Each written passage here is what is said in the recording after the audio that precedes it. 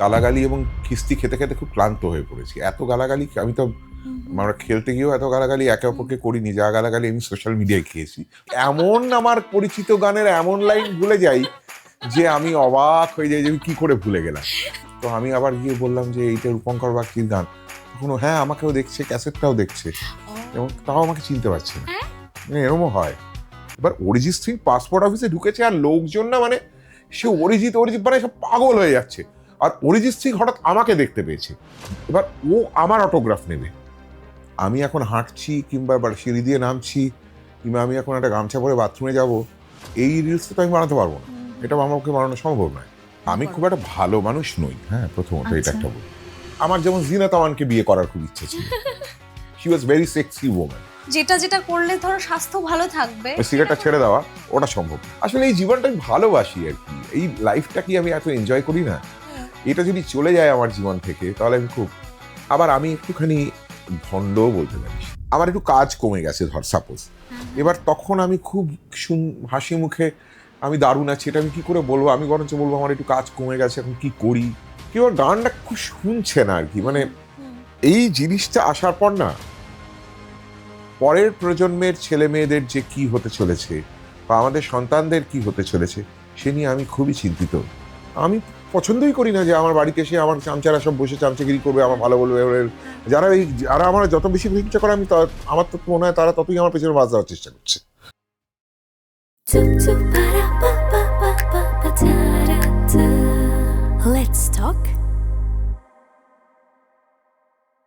তিনি এমন একজন মানুষ যিনি রাগঢাক করে কথা বলতে পছন্দ করেন না। মনে যা মুখেও তাই। সাদাকে সাদা এবং কালোকে কালো বলতে তিনি অনায়াসে পারেন। যে কোনো নতুন গান স্টুডিওতে একবার শুনে অনায়াসে গেয়ে দিতে পারেন, এমন ক্ষমতা। এবং খুব কম সময়ে রেকর্ড করার রেকর্ডও রয়েছে তার। নিশ্চয়ই বুঝতে পারছেন আমি কার কথা বলছি। আমাদের সঙ্গে আমাদের ঘর আলো করে আজকে যিনি রয়েছেন তিনি আর কেউ নন, দ্য রূপঙ্কর বাগচি। নমস্কার। কেমন আছো? খুব ভালো আছি রে, একটু ঠান্ডা লেগেছে। এই যে কালো চশমাটা দেখছিস, এটা নিয়ে যদি পরবর্তীকালে আবার কেউ কিছু বলে তাই আগে থেকে জানিয়ে রাখি, আমার চোখটা একটা বাঁ চোখটা একদম মানে এত লাল হয়ে আছে ঠান্ডা লেগে যে এটা পড়তে বাধ্য হলাম, খুব দেখতে অড লাগবে। ঠিক ঠিক ঠিক। না না মনে হবে যেন আমি অঞ্জনদাকে নকল করছি। তুমি আজকে গিটারটা আনোনি না? না রে, তুই তো বলিস নি। এ মা, ছি ছি ছি ছি, বললে আনতাম, নিশ্চয়ই আনতাম। এ মা, এটা বড় ভুল হয়ে গেল। আমি নর্মালি বলে দিই। হ্যাঁ আমি, তুই যদি বলতিস আমি নিয়ে আসতাম, তো গাড়ি করেই এলাম। হ্যাঁ আমি ইজিলি চলে নিয়ে আসতে পারতাম। ছি ছি ছি, এটা আমারই ভুল হয়েছে। না কোনো ব্যাপার নয়, তো কি হয়েছে, গিটার ছাড়াও আমি গাইতে পারি। হ্যাঁ অবভিয়াসলি। হ্যাঁ, এবং শুধু তাই না, মানে তুমি তোমার পিচ পারফেকশন, এটা একটা কি বলবো, মানে আমরা সবাই এটা নিয়ে কথা বলি। ওরে বাবা হ্যাঁ, কি বলছিস। এইটা কি করে, মানে এটা কি ছোটবেলা থেকে তুমি পিচে গাও নাকি আস্তে আস্তে? আমি ঠিক জানি না রে, এর কোনো সঠিক উত্তর আমার কাছে নেই। আমি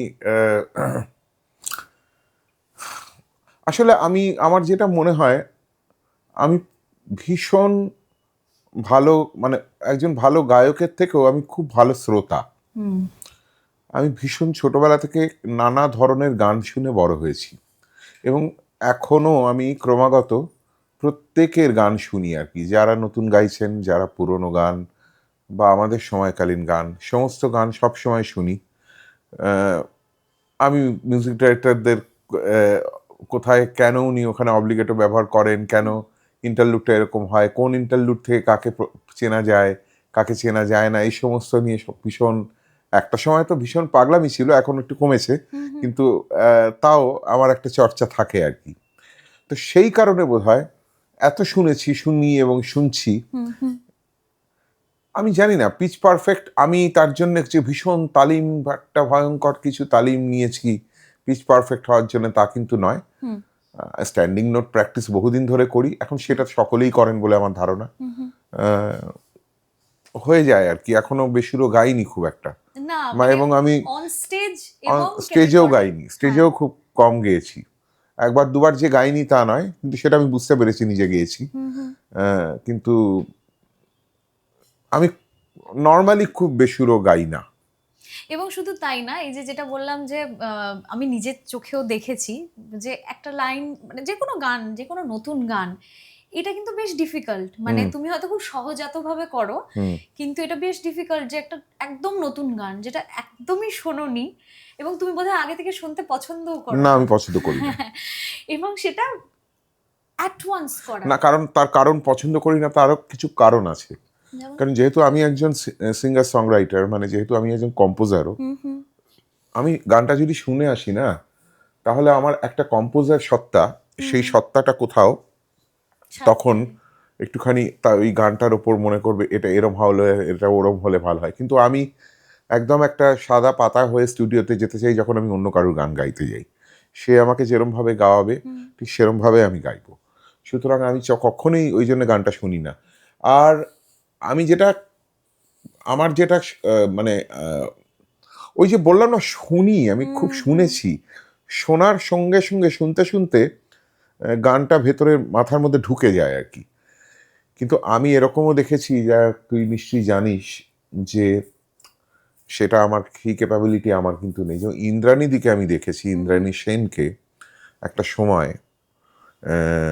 ধর 2000-এর আগে, 90 থেকে 95-এর মধ্যে, বা 95 থেকে 2000-এর মধ্যে, এরকম কোনো একটা সময় 2-3টে রেকর্ডিংয়ে মানে মিউজিক ডাইরেক্টর গান গাইছেন আর ইন্দ্রাণীদি নোটেশন লিখছেন, মানে পরের পর, মানে একটু অপেক্ষা করছেন না, ক্রমাগত লিখে চলেছেন নোটেশন।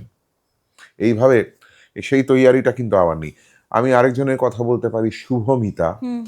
শুভমিতা যে একটা নতুন গান যখন গায় তখন সেই গানটাও মুখস্থ করে নেয়। আচ্ছা, হ্যাঁ, সেটাও দেখে গায় না।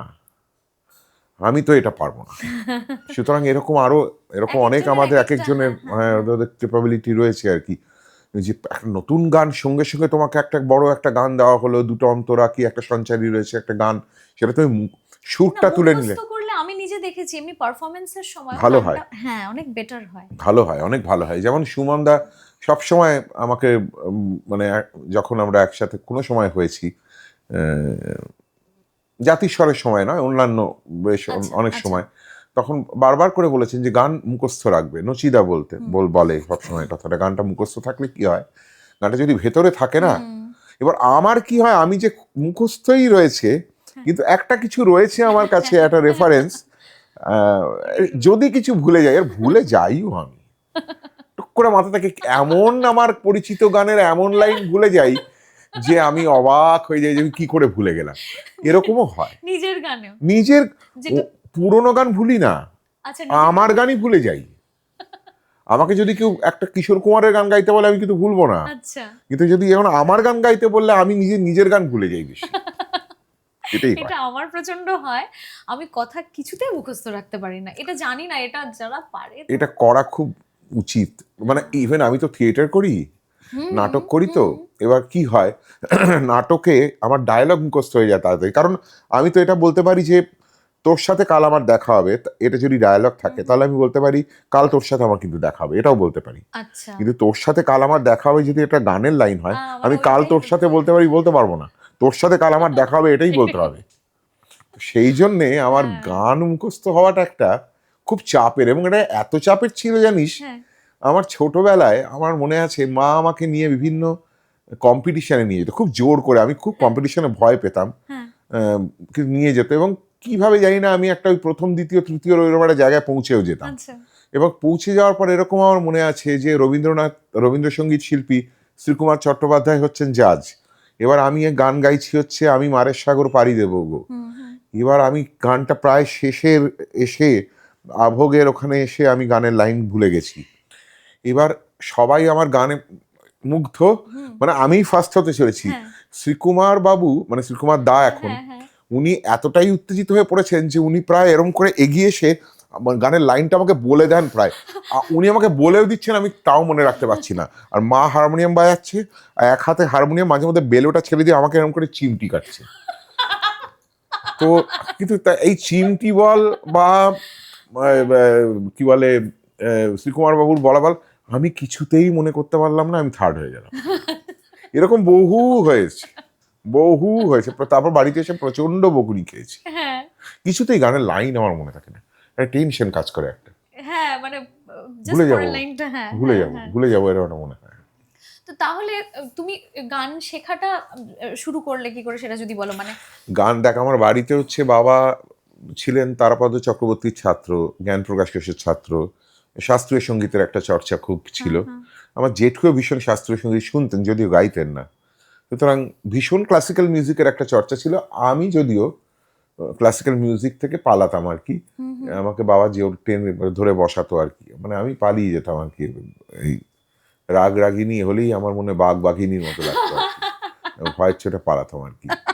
তো আর মা রাগ রাগিনী বাঘ বাঘিনী, তাই না? তো আর মা হচ্ছেন একদম রবীন্দ্রনাথের গান, নজরুল গীতি, এবং সেটা খুব ভালোই গাইতেন, দুজনেই খুব ভালো। কিন্তু পেশাদারিভাবে কেউই কিছু করে উঠতে পারেননি তারা, নানা রকম কারণে, তখনকার অর্থনৈতিক অবস্থা সবকিছু মিলিয়ে টিলিয়ে তারা করে উঠতে পারেনি। যে কারণে আমার সুবিধা হয়েছে কি, পরবর্তীকালে যখন আমি মানে ভাবলাম যে আমি একজন পেশাদার হব, তখন আমার মানে বাড়ির অবস্থা এমন কিছু ছিল না যে সেই বাড়ি থেকে একটি ছেলে পড়াশোনা শেষ একটা গ্র্যাজুয়েট হয়ে হঠাৎ করে গান বাজনা করবে, এটা করা কথা নয়, বরঞ্চ একটা চাকরি খোঁজার, ওটাই মানে খুব স্বাভাবিক ছিল। কিন্তু ওই বাবা মার ভেতরে যে হয়তো একটা ইচ্ছে ছিল যে আমাদের যখন কিছু হলো না তখন ওর যদি হয়, তো সেই জন্যেই কিন্তু তারা আমাকে এতটা মানে কি বলবো সহযোগিতা করেছেন, আমার একদম পাশে সব সময় থেকেছেন বলেই আমি কিন্তু আজকে যা আমি তাই। না হলে কিন্তু আমার যেরকম একটা নিম্ন মধ্যবিত্ত বাড়ি থেকে আমি বড় হয়েছি, সেখান থেকে গানের জন্যে, গানে একটুখানি নাম করার জন্য আমাকে অন্তত বছর 3, 3.5, 4 অপেক্ষা করতে হয়েছে। এবং সেই অপেক্ষাটা কিন্তু আমার মতো পরিবার থেকে হওয়ার কথা নয়। তার জায়গায় একটা চাকরি করে নেওয়া, মানে যে কোনো পরিবারের বাবা মাই বা অন্যান্যরা বলবে যে বাবা তুমি একটা চাকরি করো, তারপর গান বাজনা করার কথা ভাবো, কিন্তু তারা কেউ জোর করেননি। এটা একটা খুব বড় পাওয়া আমার। আচ্ছা একটু মা, হ্যাঁ ঠান্ডা হয়ে যেত কফিটা, খুলে দিলাম একদম। তুমি খেয়ে নিতে পারো, কারণ তারপর শুরু করলে আবার তখন খেয়ে নেবো, মানে মানে আমি জাস্ট খেতে খেতেও বলতে পারি তো, খেতে খেতেও বলতে পারো, একদম একদম। মানে এখনই খেতে হবে তা কি মানে? না নর্মালি লোকজন কি করছে, মানে সবাই আর কি খেতে খেতে কথা বলতে পারে না, বলতে পারে না। বড্ড সব ক্যালাস টাইপের লোকজন, যে আমি তা নই আর কি। একদম ভালো, ঠিক আছে। এই যে কথা বলার জন্য আবার খাওয়ার সাথে কি সম্পর্ক, কি আসছে? আর আমাকে মা বকতে থাকে, হ্যাঁ কেউ খাচ্ছে না, তুই খাচ্ছিস কেন, তুই খাচ্ছিস কেন? হ্যাঁ হ্যাঁ, চল আমি খেতে খেতে কথা বলবো। এই যেটা কথাটা বলছিলে সেটার সাথে আমার 2-3টে কথা মাথায় আসছিল। সেটা হচ্ছে যে তোমার সাথে আমার প্রথম আলাপ হচ্ছে, এইটাই আমি ভাবছিলাম যে আপনারা জানেন না, হ্যাঁ আমি একটা বহুকাল আগে একটা অনুষ্ঠান হোস্ট করতাম আর কি। সেই অনুষ্ঠানটা তার নাম ছিল তারানা। সেখানে মেঘলা তখন ছিল এইটুকু, এবং ও গান গাইতে এসছিল এবং অসাধারণ গাইতো তখন থেকে আমরা, এবং আমার যারা যন্ত্রসঙ্গীত শিল্পীরা ছিলেন, আর অনুসুয়া চৌধুরী আর স্বপন বসু ছিলেন জাজ, জাজ। বিচারক ছিলেন। তো ওদের সাথে আমরা সবসময় আলোচনা করতাম যে এই মেয়েটা একদিন খুব নাম করবে। দেখুন কিরকম ফলেও গেল, আজকে মেঘলা আমার ইন্টারভিউ নিচ্ছে। আজকে আমি হোস্ট। আজকে কি অবস্থা? তাহলে গ্রেট, এর থেকে আর বড় পাওয়া কি হতে পারে? হ্যাঁ না সত্যি খুব ভালো লাগছে তোমাকে আজকে পেয়েছি। এটা কি ফিশ ফিঙ্গার? হ্যাঁ ফিশ ফিঙ্গার, খাই। Please have some. হ্যাঁ থ্যাংক ইউ। বল। তো ওই যেটা মানে তুমি যেগুলো বলছিলে আর কি, গান তখনই আমি তারানার প্রসঙ্গটা কেন আনলাম, এখন তো ধরো অনেক প্ল্যাটফর্ম হয়েছে, এখন আমি বলবো অনেক ইজিয়ার, মানে কারোর তাই যদি কি? কোনো আমার মনে হয় না, তাই নয়? আমাদের সময়টা বরঞ্চ অনেক সোজা ছিল, সহজ ছিল। তাই, কিন্তু আমার এখন যেটা মনে হয় যে ধরো এখন সোশ্যাল মিডিয়া রয়েছে, মানে কোনো যদি রিয়েলিটি শো না কেউ চান্স পায়, এখন যেমন প্ল্যাটফর্ম আছে যে হ্যাঁ একটা রিয়েলিটি শোতে গেলাম, ইনফ্যাক্ট কেউ যদি নাও পেলো তাহলে যেমন সোশ্যাল মিডিয়া আছে, সোশ্যাল মিডিয়া রেগুলার বেসিসে তার একটা ফ্যান ফলোয়িংস হচ্ছে, একটা পপুলারিটি হচ্ছে, এবং প্রচুর সোশ্যাল মিডিয়া থেকেও আর কি পপুলার হয়েছে এরকম লোক অনেক রয়েছে, শিল্পী আছে। নিজের মতন করে গান রিলিজ করতে পারছে। তোমাদের সময় যেটা ছিল যে কোনো একটা মিউজিক কোম্পানির থ্রুতেই রিলিজ করতে হবে, ওই ইন্ডিপেন্ডেন্সটা হয়তো এখন এসছে। কিন্তু আবার এটাও অসুবিধা, তোমার কাছেই শুনেছি তোমার প্রথম ক্যাসেট হওয়ার একটা গল্প, যে তারপর যখন সেটা দোকানে Flop. এসেছে হ্যাঁ আমার প্রথম ক্যাসেট ফ্লপ। এটা একটু তুমি বলেছিলে তারা না এই আমার গল্পটা একটু প্রথম বলো। ক্যাসেট একদম super duper flop. Second cassette remake cassette করতে বললো, সেটাও ফ্লপ। আচ্ছা। তৃতীয় বছর আমাকে বসিয়ে দিল, অ্যাটলান্টিস মিউজিক ছিল কোম্পানির নাম। তারপরে অমিত বন্দ্যোপাধ্যায় ছিলেন, অভিজিৎ বন্দ্যোপাধ্যায়ের ছেলে, তো সে উনি আমার সাথে যোগাযোগ করিয়ে দিলেন সাগরিকার সাথে। তো অনুপমগণ খুব দয়া করে আমাকে বললেন, ঠিক আছে তোমার 2 বছর একজন একটা ফ্লপ আর্টিস্টকে দিয়ে আমরা মোটামুটি কাজ করাই না, কারণ তখন ওদের অলরেডি তো ক্যাটালগে চলে এসছে, আমাদের শম্পা কুণ্ডুর গান পপুলার হচ্ছে, রিমেক গান, শিলাজিৎদা ঢুকেছে, শিলাজিৎদার অ্যালবাম ভূমিকা রিলিজ হয়েছে এবং শিলাজিৎদা হিট করেছে। তো সুতরাং তখন আমাকে নিয়ে কাজ করবে কি করবে না সেটা অমিতদার জন্যই হয়েছিল। এবং তারপরে ওই একটা অ্যালবাম হলো বন্ধু দেখা হবে, সেই অ্যালবামের একটি গান বন্ধু দেখা হবে, এটা হিট হলো।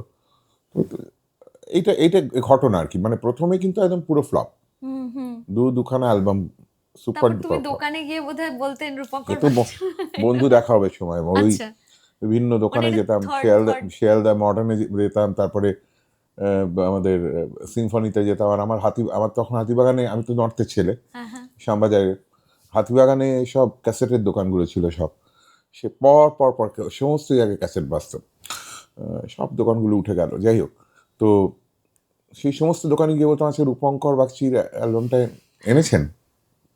কে? আমি বলতো, কে রূপঙ্কর? আমি নতুন গাইছে, ভীষণ ভালো গাইছে, খুব নাম করেছে। বলছে না আমরা আনিনি। আনুন, ওটা ভালো, শুনুন, আপনি একটু চালান, দেখবেন লোকজন কিনবে। না না রূপঙ্করের গান, এখন নচিকেতা গান চলছে, এখন রূপঙ্কর গান চলবে না। তো আর আপনি দেখুন না একবার। এরকম বিভিন্ন দোকানে বলতে বলতে বলতে একদিন হঠাৎ করে দেখলাম আমার কাছে একটা কোথাও বাজছে। সে আমার বলার জন্য আনিনি, সে নিজের প্রয়োজনেই এনেছে। তো আমি আবার গিয়ে বললাম যে এইটা রূপঙ্কর বাগচির গান। তখন ও হ্যাঁ আমাকেও দেখছে, ক্যাসেটটাও দেখছে, এবং তাও আমাকে চিনতে পারছে না। এরমও হয়, আমাকেও দেখছে, ক্যাসেটটাও দেখছে। আমি না, আপনি কিনবেন? আমি কিনবো। দিন কিনি তাহলে। কত টাকা দাম? আমি বললো 25 টাকা। 25 টাকা আমার কাছে নেই, থাক বরঞ্চ। তো তখন একটা পাশের একটা ছেলে হঠাৎ করে বলে উঠেছে, আপনাকে এই ক্যাসেটের যে ছেলেটা, ওই ছেলেটার সাথে একই রকম লিখতে লাগছে। তখন ওই লোকটা বলছে, হ্যাঁ আপনি আপনি কি রূপঙ্কর? হ্যাঁ। এ বাবা আপনি কেন এরকম, ছি আপনি ভেতরে এসে বসুন। কোনো ব্যাপার নয় স্যার, আপনি কি এনেছেন, ক্যাসেটটা বাজাচ্ছেন, এটাই আমার কাছে অনেক। এইভাবেই বিভিন্ন, তখন এইভাবেই প্রমোশন হতো, উপায় ছিল না। বিভিন্ন জায়গায় যেতে হতো, মানে এই যে আমাদের ঢাকুরিয়ার ছিল, আমাদের দক্ষিণাপনে কি জানো, G65, ওখানে এসে দোকানের মধ্যে বসে থাকতে হতো। হ্যাঁ, দোকানে বসে থাকতে হতো, যদি কেউ আসে আর কি আমার ক্যাসেটটা কিনে, তখন সাইন করতে হবে, কিন্তু কেউ আসছে না, আমার ক্যাসেটটা কিনছে না। আমি একটা দিন পুরো বসে রইলাম, কিচ্ছু করলাম না, কিচ্ছু, কোনো সাইনের তো কোনো ব্যাপারই নেই। ওই প্রসেনজিৎ বলে একটি ছেলে ছিল, সাগরিকার, দুজনে মিলে আমরা রোল ফোল খেয়ে তারপর যে যার বাড়ি চলে গেলাম। তো এরকম বহুদিন ঘটেছে আর কি, বহু। সে সময়টা অন্যরকম ছিল, এখন সময়টা অন্যরকম। কিন্তু আমার এই যে তোর প্রসঙ্গ যেটা ছিল, আমার মনে হয় এখনকার ছেলে মেয়েদের কাছে নাম করাটা বা নিজের অরিজিনাল গানকে জনপ্রিয় করার ব্যাপারটা খুব খুব টাফ। তার কারণ আমাদের সময় একটা রেডিও স্টেশন ছিল 106.2 FM। ওই রেডিও স্টেশনটা যদি না থাকতো, তাহলে কিন্তু আমাদের সময়ের, আমরা যে সমস্ত শিল্পীরা এখন গান বাজনা করে, নতুন গান বাজনা করে বেঁচে আছি, তারা ইভেন ব্যান্ড, আমরা কেউ টিকে থাকতাম না। রেডিওতে রেগুলার বেসিসে সেই গানগুলো বাজানো হতো। আর তখন গানের অত ভিডিও নিয়ে লোকজন খুব একটা কেউ ভাবতো না। ভিডিও হতো, কিন্তু সে ভিডিওটার জনপ্রিয়তা নিয়ে কেউ ভাবতো না। বরঞ্চ আমি একটা কথা বলতে পারি যে তখন একটা দূরদর্শন চ্যানেল, সেই চ্যানেলের একটা চৈত্র অবসান বলে একটা অনুষ্ঠান, পয়লা বৈশাখের আগের দিন, সেই অনুষ্ঠানে আমার একটা গান হলো, সেটা ওয়ান টাইম টেলিকাস্ট, তার কোনো রিপিট টেলিকাস্ট নেই, কোনো সোশ্যাল মিডিয়া বলে কোনো বস্তু নেই, কোথাও নেই, তার জন্য একটা অ্যালবাম হিট করে গেল। হ্যাঁ, এরমও হয়েছে। সুতরাং তখন অপশানস অনেক কম ছিল, মানুষের ধৈর্য অনেক বেশি ছিল, মানুষ খুব মানে কেন্দ্রীকরণ করতো একটা জায়গায় আর কি। আমি এখন গান শুনবো, কি আমি এখন সিনেমা দেখব, কি আমি আজকে নাটক দেখতে যাব, কি আমি আজকে এই বইটা পড়বো, এইটার একটা সময় ছিল। এখন মানুষের এত অস্থিরতা বেড়ে গেছে যে এখন কিন্তু নতুন ছেলে মেয়েদের পপুলার যারা হচ্ছেন তাদের ক্যাপাবিলিটি আমি অনেক বেশি বলে মনে করি আমাদের থেকে। কিন্তু তখন মনোযোগ করাটাও অনেক ইজি ছিল, মানে শুধু পপুলার হওয়ার বিষয়টাও নয়, মানে যারা গান বাজনা করছি, মানে এখন তো ফোন এসে গিয়ে এমন সত্যি হয়ে গেছে, মানে সবচেয়ে বাজে লাগে যেটা হচ্ছে সেটা হচ্ছে গানটা এখন ফ্রিতে শোনা যায়। না আস্তে আস্তে তো এখন তো ডিজিটাল, মানে ফ্রি যদিও বলছি, কিন্তু সেখান থেকেও তো একটা তোমার ইউটিউব তো শুনতে পাচ্ছিস ফ্রিতে, তুই হয়তো স্পটিফাইতে গিয়ে তোকে পয়সা দিয়ে তোকে না স্পটিফাইতেও শোনা যায়, কিন্তু ওই সঙ্গে সঙ্গে অ্যাড দেয়, অ্যাড দেয়। এত অ্যাড দেয়, তখন বিরক্ত এবার হয় এটা তোর বিরক্ত লাগে, অনেকের। এটা হয়তো আমার বিরক্ত লাগে, হয়তো অনেকের লাগে না, বেশিরভাগ মানুষেরই লাগে না। সে 40 টাকা খরচই করবে না, বরঞ্চ তার চেয়ে দুটো অ্যাড শুনে নেবে, তাই না? সুতরাং এই গান যে কোনো জিনিস যদি খুব সুলভে তুই পেয়ে যাস তাহলে তার কদর তো কমতে থাকবেই বাবা, এটাও ঠিক। চিরকালই। তুই ফ্রিতে একটা জিনিস পাচ্ছিস, এবার সেই জিনিসটার এবং অনেক তুই আগেকার ছিল না যে আমাদের পাড়া কি আমাদের যখন শরীর খারাপ হতো তখন খুব একটু বাড়াবাড়ি কারো শরীর খারাপ হয়েছে, তখন হয়তো আমাদের কেউ বললো যে এই পাড়া শক্তিবাবুকে দেখিয়ে নে। পাড়া শক্তিবাবু কত টাকা নেয় ভিজিট? 20 টাকা। না না না, আর ওই আমাদের ইয়েতে ওই শ্যামবাজার মোড়ে বসে ওই যে ইয়ে ধর এটা কেউ একজন তাকে 50, উনি ভালো 50 টাকা দিনই না, উনি ভালো, 20 টাকার কাছে যাবো না, ওই এত একটা জটিল রোগ হয়েছে তো 20 টাকার ডাক্তারকে দেখাবো না। তার মানে হচ্ছে যে ওই ওই ওই ওই যত তোর দামটা বাড়বে না, আর এখানে তো এখন কোনো 20 টাকাও নেই, 0 টাকা, মিউজিক তো এখন ফ্রি। সুতরাং আমি তো বলবো এখন টাফ এখন ছেলে মেয়েদের নাম করা, আমাদের সময় বরঞ্চ অনেক অনেক বেশি ইজিয়ার ছিল। এবং এখন প্রচুর কন্টেন্ট, মানে ধরো এখনই একটা গানের রিল, তারপরে একটা ধরো একটা অন্য রিলেটেড, আবার আরেকটা অন্য, মানে খিচুড়ি বেসিক্যালি। রিলস তো মানে ভয়ঙ্কর শক্ত একটা ব্যাপার, এবং সেটা সবাইকে মেনটেন করতে হয়, করতেও হয়, আমাকেও করতে হয়, আমিও করি, খুব বোকা বোকার মতো রিলস বানাই আর কি। কিন্তু সেগুলোর যে ভিউ মানে ভয়ঙ্কর কিছু হয়, কারণ আমি তো খুব একটা ইন্টারেস্টিং কিছু করে উঠতে পারি না, ওই গানই গাই বা একটা কবিতা বলি। আমি এখন হাঁটছি কিংবা সিঁড়ি দিয়ে নামছি কিংবা আমি এখন একটা গামছা পরে বাথরুমে যাব, এই রিলসটা তো আমি বানাতে পারবো না, এটা আমার পক্ষে বানানো সম্ভব নয়। কিংবা আমি এখন খাচ্ছি বা আমি এখন খাচ্ছি না, আজ আমি অসুস্থ, তার জন্য আমি রিলস বানাতে পারবো না। তো সেটা আমার অত্যন্ত ব্যক্তিগত পরিসর, সেটা জায়গাটা আমি কেনই বা লোককে জানাবো। কিন্তু এটাই তো এখন খাচ্ছে বেশি, লোকজন পছন্দ করছে এটা বেশি, মানে তার আমি তো এরকম শুনেছি আমার কিছু বন্ধু বান্ধব সিরিয়াল করে, সিনিয়র অ্যাক্টর, তারা আমায় বলছিল যে তাদের কাজ কমে আসছে কারণ তারা রিলস বানাতে পারে না বলে। তারা আমারই বয়সী, আমারই মতন, কিন্তু তারা খুব নাম করা অ্যাক্টর, কিন্তু তারা বলছিল যে আমাদের অ্যাক্টিং যতই ভালো করি না কেন আমাকে রিল বানাতে হবে, রিলস বানাতে তো আমরা পারি না, একদমই পারি না, এবং হলে সেটা মানে চেষ্টাই করতে পারছি না, মানে ভেতর থেকে আসছেই না রিলস ভেতর থেকে। কিন্তু আমার ওখান থেকে বলা হয়েছে তোমাদের রিলস যদি পপুলার না হয় তাহলে তোমাদের পপুলারিটি কতটা সেটা আমরা বুঝতে পারবো না, তোমার পপুলারিটি কতটা সেটা রিলসের মাধ্যমে বোঝা যাবে। শক্ত ব্যাপার হয়ে যাচ্ছে না? আমি জানি না, আমি তো নিজের গানেরই রিল বা এটা আমিও তো খুব একটা না, মানে ওই নেচে করতে আমি পারি না। তুই দেখছি আমি কদিন আগে আমি একটা দেখলাম, অন্বেষা কি ভালো নাচছে, দেখেছিস? হ্যাঁ হ্যাঁ হ্যাঁ হ্যাঁ, খুব সুন্দর নাচছে। হ্যাঁ হ্যাঁ হ্যাঁ হ্যাঁ হ্যাঁ, what a fantastic ডান্স একটা করেছে, দারুণ। আমি তো মানে পাঠালাম যে ফাটিয়ে দিয়েছিস। তো ওকে ও কেন এটা করলো? কি শুধুমাত্র যে ডান্সটা শিখবে বলে এটা করেছে? আমি জানি না, মেবি তাও হতে পারে। আমার মনে হয় যে এটাও তো পারফরম্যান্স এনহান্স হয়, প্রথমত ডান্স শিখলে পারফরম্যান্স এমনি এনহান্স। তারপর আমি কদিন আগে শুনলাম যে আরেক ধরা যাক সুনিধি চৌহান যেভাবে অনুষ্ঠান করেন সেভাবে তো আরো অনেক সবাই করতে পারবেন না। তো আমি এই বিদেশে গেছিলাম শো করতে গত বছর, এই বছরই সরি, তো তাকে সেখানে একজন খুব নাম করা আরেকজন সিঙ্গার, নাম বলছি না তার, তিনি গান গাইতে এসেছিলেন, তিনিও বিখ্যাত একজন গায়ক, বম্বের একজন বিখ্যাত গায়ক পুরুষ, তিনিও খুব নেচেছেন, কিন্তু তাতে সেই নাচটা হয়তো আরোপিত লেগেছে অনেকের, আচ্ছা। মানে আমাকে আমাকে যারা বলছিলেন তারা বলছিলেন যে মনে হচ্ছিল উনি না নাচলেও পারতেন। হুম। উনি নাচেন না, তো হঠাৎ করে নাচতে শুরু করে দিলেন। আচ্ছা। কিন্তু আমার মনে হয় সেটা ওনাকে নাচতে হয়েছে, নিশ্চয়ই তাকে যে নিয়ে গেছে তাকে বা তাকে যারা বুক করেছে তিনি বলছে, স্যার আপনাকে একটু নাচতেও হবে। না, এটা সহজাত হলে আমার মনে হয় বেশি ভালো লাগে, মানে যদি নাচ নাচ বা গান। সহজাত না হলে তো মুশকিল। আমি তো কিছুতেই মানে রূপম আর অ্যালেনের মতো, রূপম এদিক থেকে ওদিকে দৌড়ে যাচ্ছে, অ্যালেন ওদিক থেকে এদিকে দৌড়ে আসছে, ওটা যদি আমি একবার দৌড়ি ওইখানে গিয়ে যে দৌড়ে ওখানে পৌঁছবো ওখানে ধপাস করে পড়ে মরে যাবো। হ্যাঁ, ওটা রূপম পারে করতে, হ্যাঁ। ওটা আমি পারবো না। পারলে হ্যাঁ মানে একবারই পারবো, সেটাই শেষ পারা হবে আমার। তারপরে আর গান গাওয়া সম্ভব হবে না।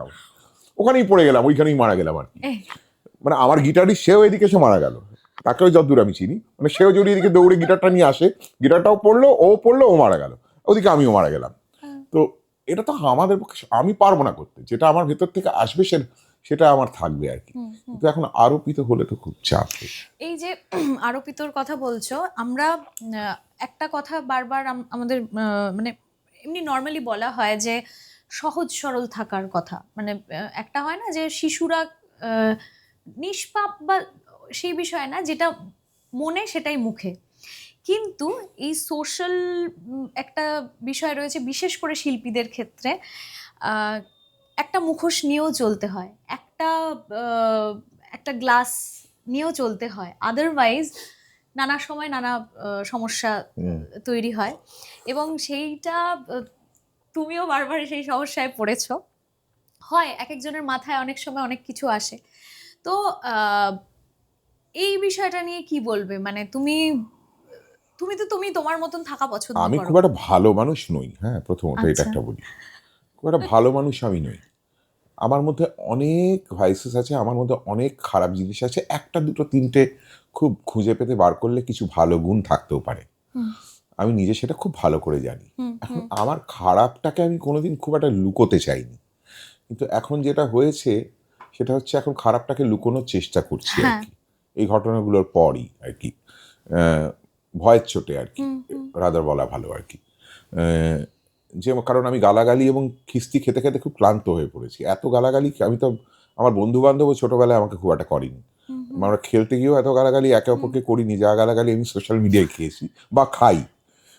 তো সেই জন্য আমি এখন ক্লান্ত হয়ে একটুখানি আমার খারাপগুলোকে একটু ঢেকে রাখার চেষ্টা করছি। তো এমনিতে আমি খুব একটা ভালো লোক নই। আমি মানে ভালো লোক নই, মানে ভালো মানে কি, যে সবসময় মিষ্টি মিষ্টি কথা বলে, হুম। সবসময় সবার হ্যাঁতে হ্যাঁ করে, তাই সেটা আমি মানে কি নই। ভালো মানুষ? সেটা কি বোধহয় ভালো মানুষ বলে, আমার তো তাই মনে হয়, অন্তত এখানে তাই বলে, সেটা আমি নই, একেবারেই নই। হুম কোনো কালে ছিলাম না, কোনোদিন হতেও পারবো না, হুম। সম্ভব না, কোনো কালেই মানে না। ভালো মানুষের সংজ্ঞাটা কি তোমার কাছে? মানে এই যে একটা খুব ভুল ধারণা যে ভালো শিল্পী হতে গেলে ভালো মানুষ হতে ও হয়, বাবা, এ তো একদমই এটা ভুল ধারণা রে। এটাই একদম মানে ভয়ঙ্কর ভুল ধারণা। এটা তো আমরা যখন থিয়েটার করতে গেছিলাম, হ্যাঁ হ্যাঁ থিয়েটার শুরু করেছিলাম, হ্যাঁ। তখন স্টানিস্লাভস্কির একটা কথাই ছিল খুব বড়, যে you have to be a good human being and then you can become a good actor. আচ্ছা। এটা কোনো মানেই হয় না, তার কারণ হচ্ছে এরকম বহু পৃথিবীতে অভিনেতা রয়েছেন, বহু, এবং আমার দেখা সমস্ত আমার আশেপাশের সমস্ত বেশিরভাগ গায়ক গায়িকা এবং অভিনেতা অভিনেত্রী আমি খুব কমই ভালো মানুষ দেখেছি, এবং তারা অসাধারণ শিল্পী, হুম অসাধারণ অ্যাক্টর, অসাধারণ গায়ক, হুম। অসাধারণ কম্পোজার। তারা মিউজিশিয়ান হিসেবে বা অ্যাক্টর হিসেবে বা ডিরেক্টর হিসেবে তাদের কোনো তুলনাই হয় না, কিন্তু অত্যন্ত খারাপ লোক। সুতরাং এটার কোনো যুক্তিই নেই আর কি, কোনো যুক্তি। এবং বিশেষ করে তুমি যেটা বললে যে লোকে সেই জায়গাটা ঢেকে রাখারই চেষ্টা করে, এবং হ্যাঁ, একটা আমি আমি নিজে যেহেতু মানে এইগুলো কি হয় না, একটা মানুষের সাথে কথা বললে বা তার অনেক সময় অনেক মাস্ক নিয়ে থাকা পছন্দ করে, হুম, কিন্তু আমাদের ছোটখাটো জিনিসের মধ্যে না সেইগুলো বেরিয়ে আসে। বেরিয়ে আসে, ঠিক, হ্যাঁ। একদম বেরিয়ে আসে। এইবার সেই মাস্কটা যারা বুঝতে পারে তারা বুঝতে পারে, আবার অধিকাংশই বুঝতে পারে না, কিন্তু একটা টেন্ডেন্সি হচ্ছে বিশেষ করে শিল্পীদের ক্ষেত্রে দেখি একটা নিজেকে খুব ভালো মানুষ হিসেবে পোট্রে করার। হ্যাঁ, এটা যে কেন জানি না আমি ঠিক। এটা বোধহয় মানুষ পছন্দ করে, মানুষ সত্যিটা পছন্দ করে না বোধহয়, মানে খারাপ। মানে ভালো, এই যে তুই আবার এই প্রশ্নটা তুই যেটা আমাকে করলি, সেই প্রশ্নটাই আমার যারা শুনছেন বা দেখছেন তাদেরকে করতে ইচ্ছা করে, যে ভালো মানুষ কাকে বলে। ভালো মানুষের তো পরিপ্রেক্ষিত এই যে পাল্টে যায়। বিনয়ে মানুষ বিনয়ী আমি তো হওয়া বিনয়ী, আমাকে তো আমার পরিবারের লোক সবাই খুব বিনয়ী বলেই জানতো আর কি। আমি বিনয়ী, আমি কোনো বয়স্ক মানুষের সাথে কোনোদিন খারাপ করে কথা বলিনি। আমি সবচেয়ে বড় কথা, আমি মহিলাদের চূড়ান্ত সম্মান করি সব সময়, ভীষণই, চিরকাল।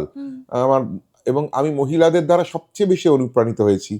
আমার মা, আমার দিদিমা, আমার স্ত্রী, এখন আমার মেয়ে, আমি এদের দ্বারা সবচেয়ে বেশি ইন্সপায়ার্ড, রাদার দেন আমার বাবা, দাদু, কিংবা আমার ছেলে নেই, সুতরাং এদের থেকে। আমি কারুর টাকা পয়সা কোনোদিন চুরি করিনি। আমি একবার একটা ক্যাসেট চুরি করেছিলাম আমার এক জ্যাঠতুতো মাস্তুতো দাদার। তখন ওই মাইকেল জ্যাকসনের ব্যাট বেরিয়েছিল, প্রচন্ড দাম ছিল, সিবিএস কোম্পানি।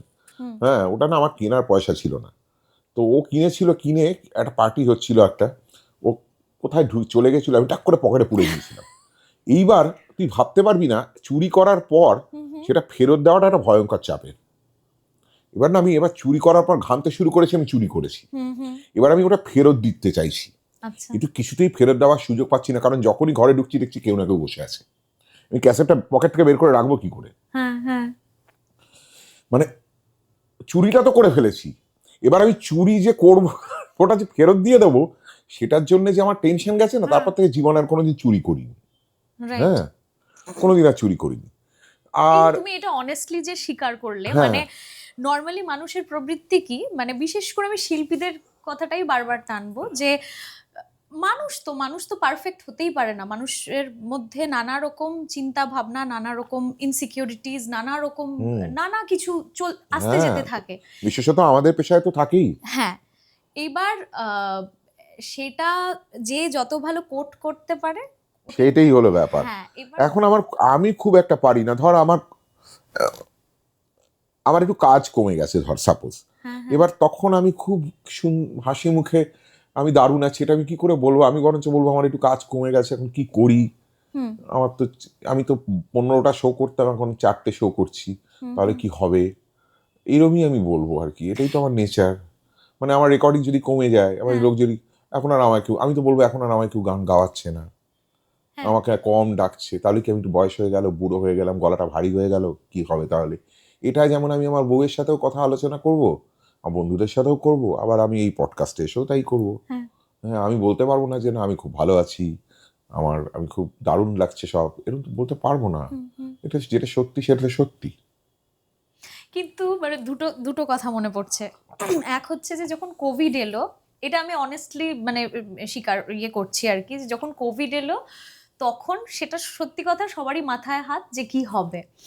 কিন্তু তোমরা তো ধরো অনেকদিন ধরে ইন্ডাস্ট্রিতে রয়েছো, তোমরা আমি তোমাদের এই ভাবনাটা কেন আসবে? তোমাদের তো আরো বেশি নিজেদের কনফিডেন্স থাকার কথা, যে তোমরা কোনো কনফিডেন্স ছিল না কারুর।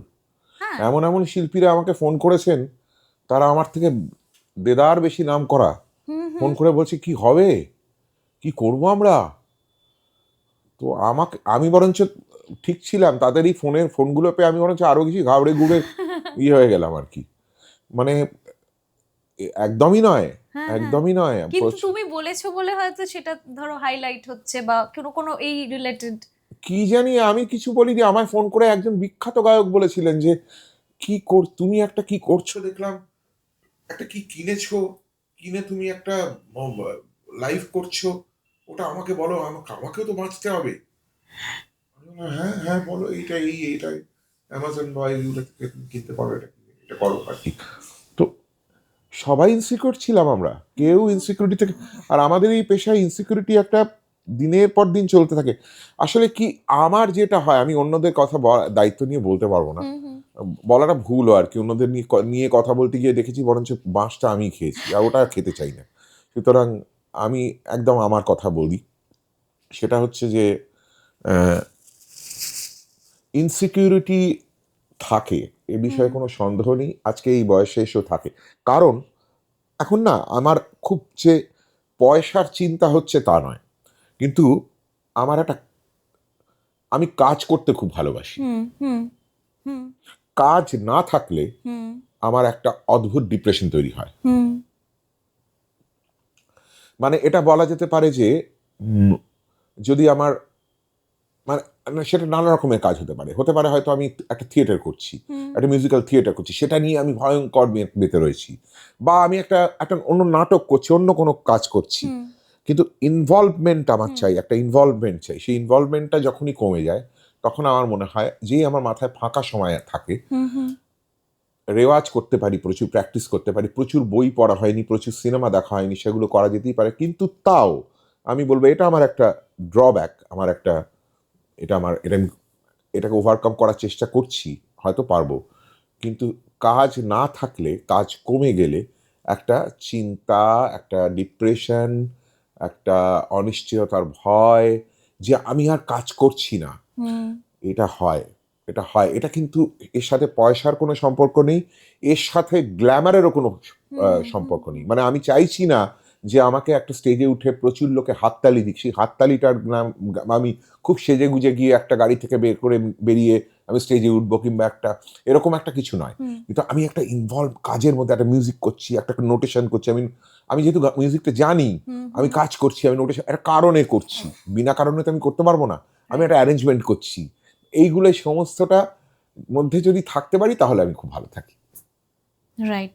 কিন্তু তোমারই একটা কোনো ইন্টারভিউতে মোস্ট প্রবাবলি আমি একবার না, আমি বেশ কয়েকবার শুনেছিলাম যে প্রত্যেকটা সঙ্গীত শিল্পীরই রিটায়ারমেন্ট নেওয়া উচিত। আমি তো সেটা মনে করি। হ্যাঁ, তুমি কি মনে করো একটা কোন বয়সে গিয়ে, মানে এটা কেনই বা মনে করো? এবং এটা মনে করি আমি এই কারণে যে আমি এরকম অনেক স্পেশালি মিউজিশিয়ান, মানে ইনস্ট্রুমেন্টালিস্টও দেখছি, এবং ভোকালিস্টও দেখছি, যাদের আর বাজানো কিংবা মানে সর্বসমক্ষে অনুষ্ঠান করার বা কোনো স্টুডিওতে গিয়ে বাজানোর কিংবা কোনো টেলিভিশনের শোতে গিয়ে বাজানো বা গাওয়াটা উচিত নয়, কিন্তু তারা করেন আর কি।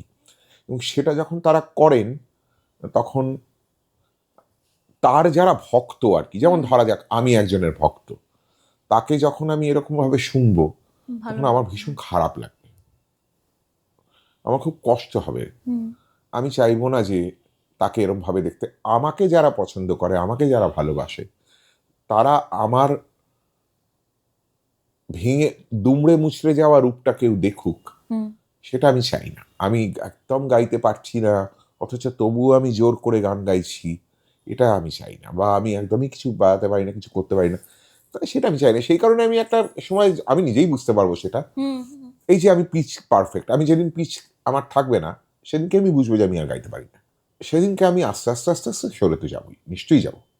এবং একটা বয়স তো আমার ভাবা আছে, সেটা আমি জানি না মেনটেন করতে পারবো কিনা।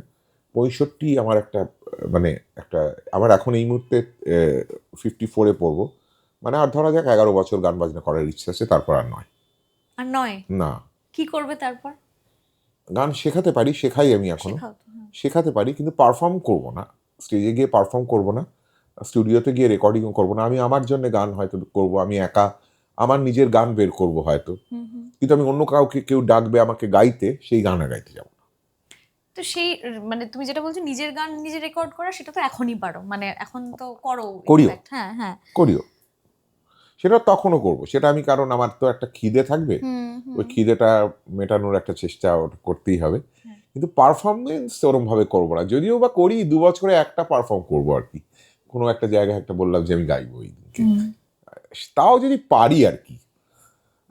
আমি যেরকম ভাবে ধূম্র মানে সিগারেট খাই, ধূম্রপান করি, তাতে মনে হয় না 65 পরে আমি খুব একটা ভালো গান গাইবো না। সিগারেটটা ছেড়ে দেওয়া ভালো, খুব সিগারেট খাওয়া স্বাস্থ্যের পক্ষে ক্ষতিকর, এবং আমি সেটা সবচেয়ে ভালো করে জানি, ছাড়তে পারছি না।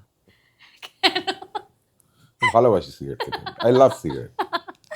কিন্তু আমি এটা বুঝে পাই না, মানুষ টাকা খরচ করে হ্যাঁ, বিষ খায়, কার্বন ডাইঅক্সাইড, একদম কার্বন ডাইঅক্সাইড না, কোনো মানে হয় না, মানে কোনো যুক্তি নেই। কিন্তু সিগারেটটা খেলে যে কি ভালো লাগে না, পৃথিবীতে ওরকম আনন্দ খুব কমই পেয়েছি।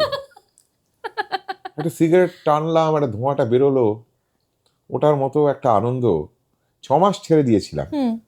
6 মাস? হ্যাঁ, 6 মাস ছেড়ে দিয়েছিলাম জোর করে আমার মেয়ের জন্য,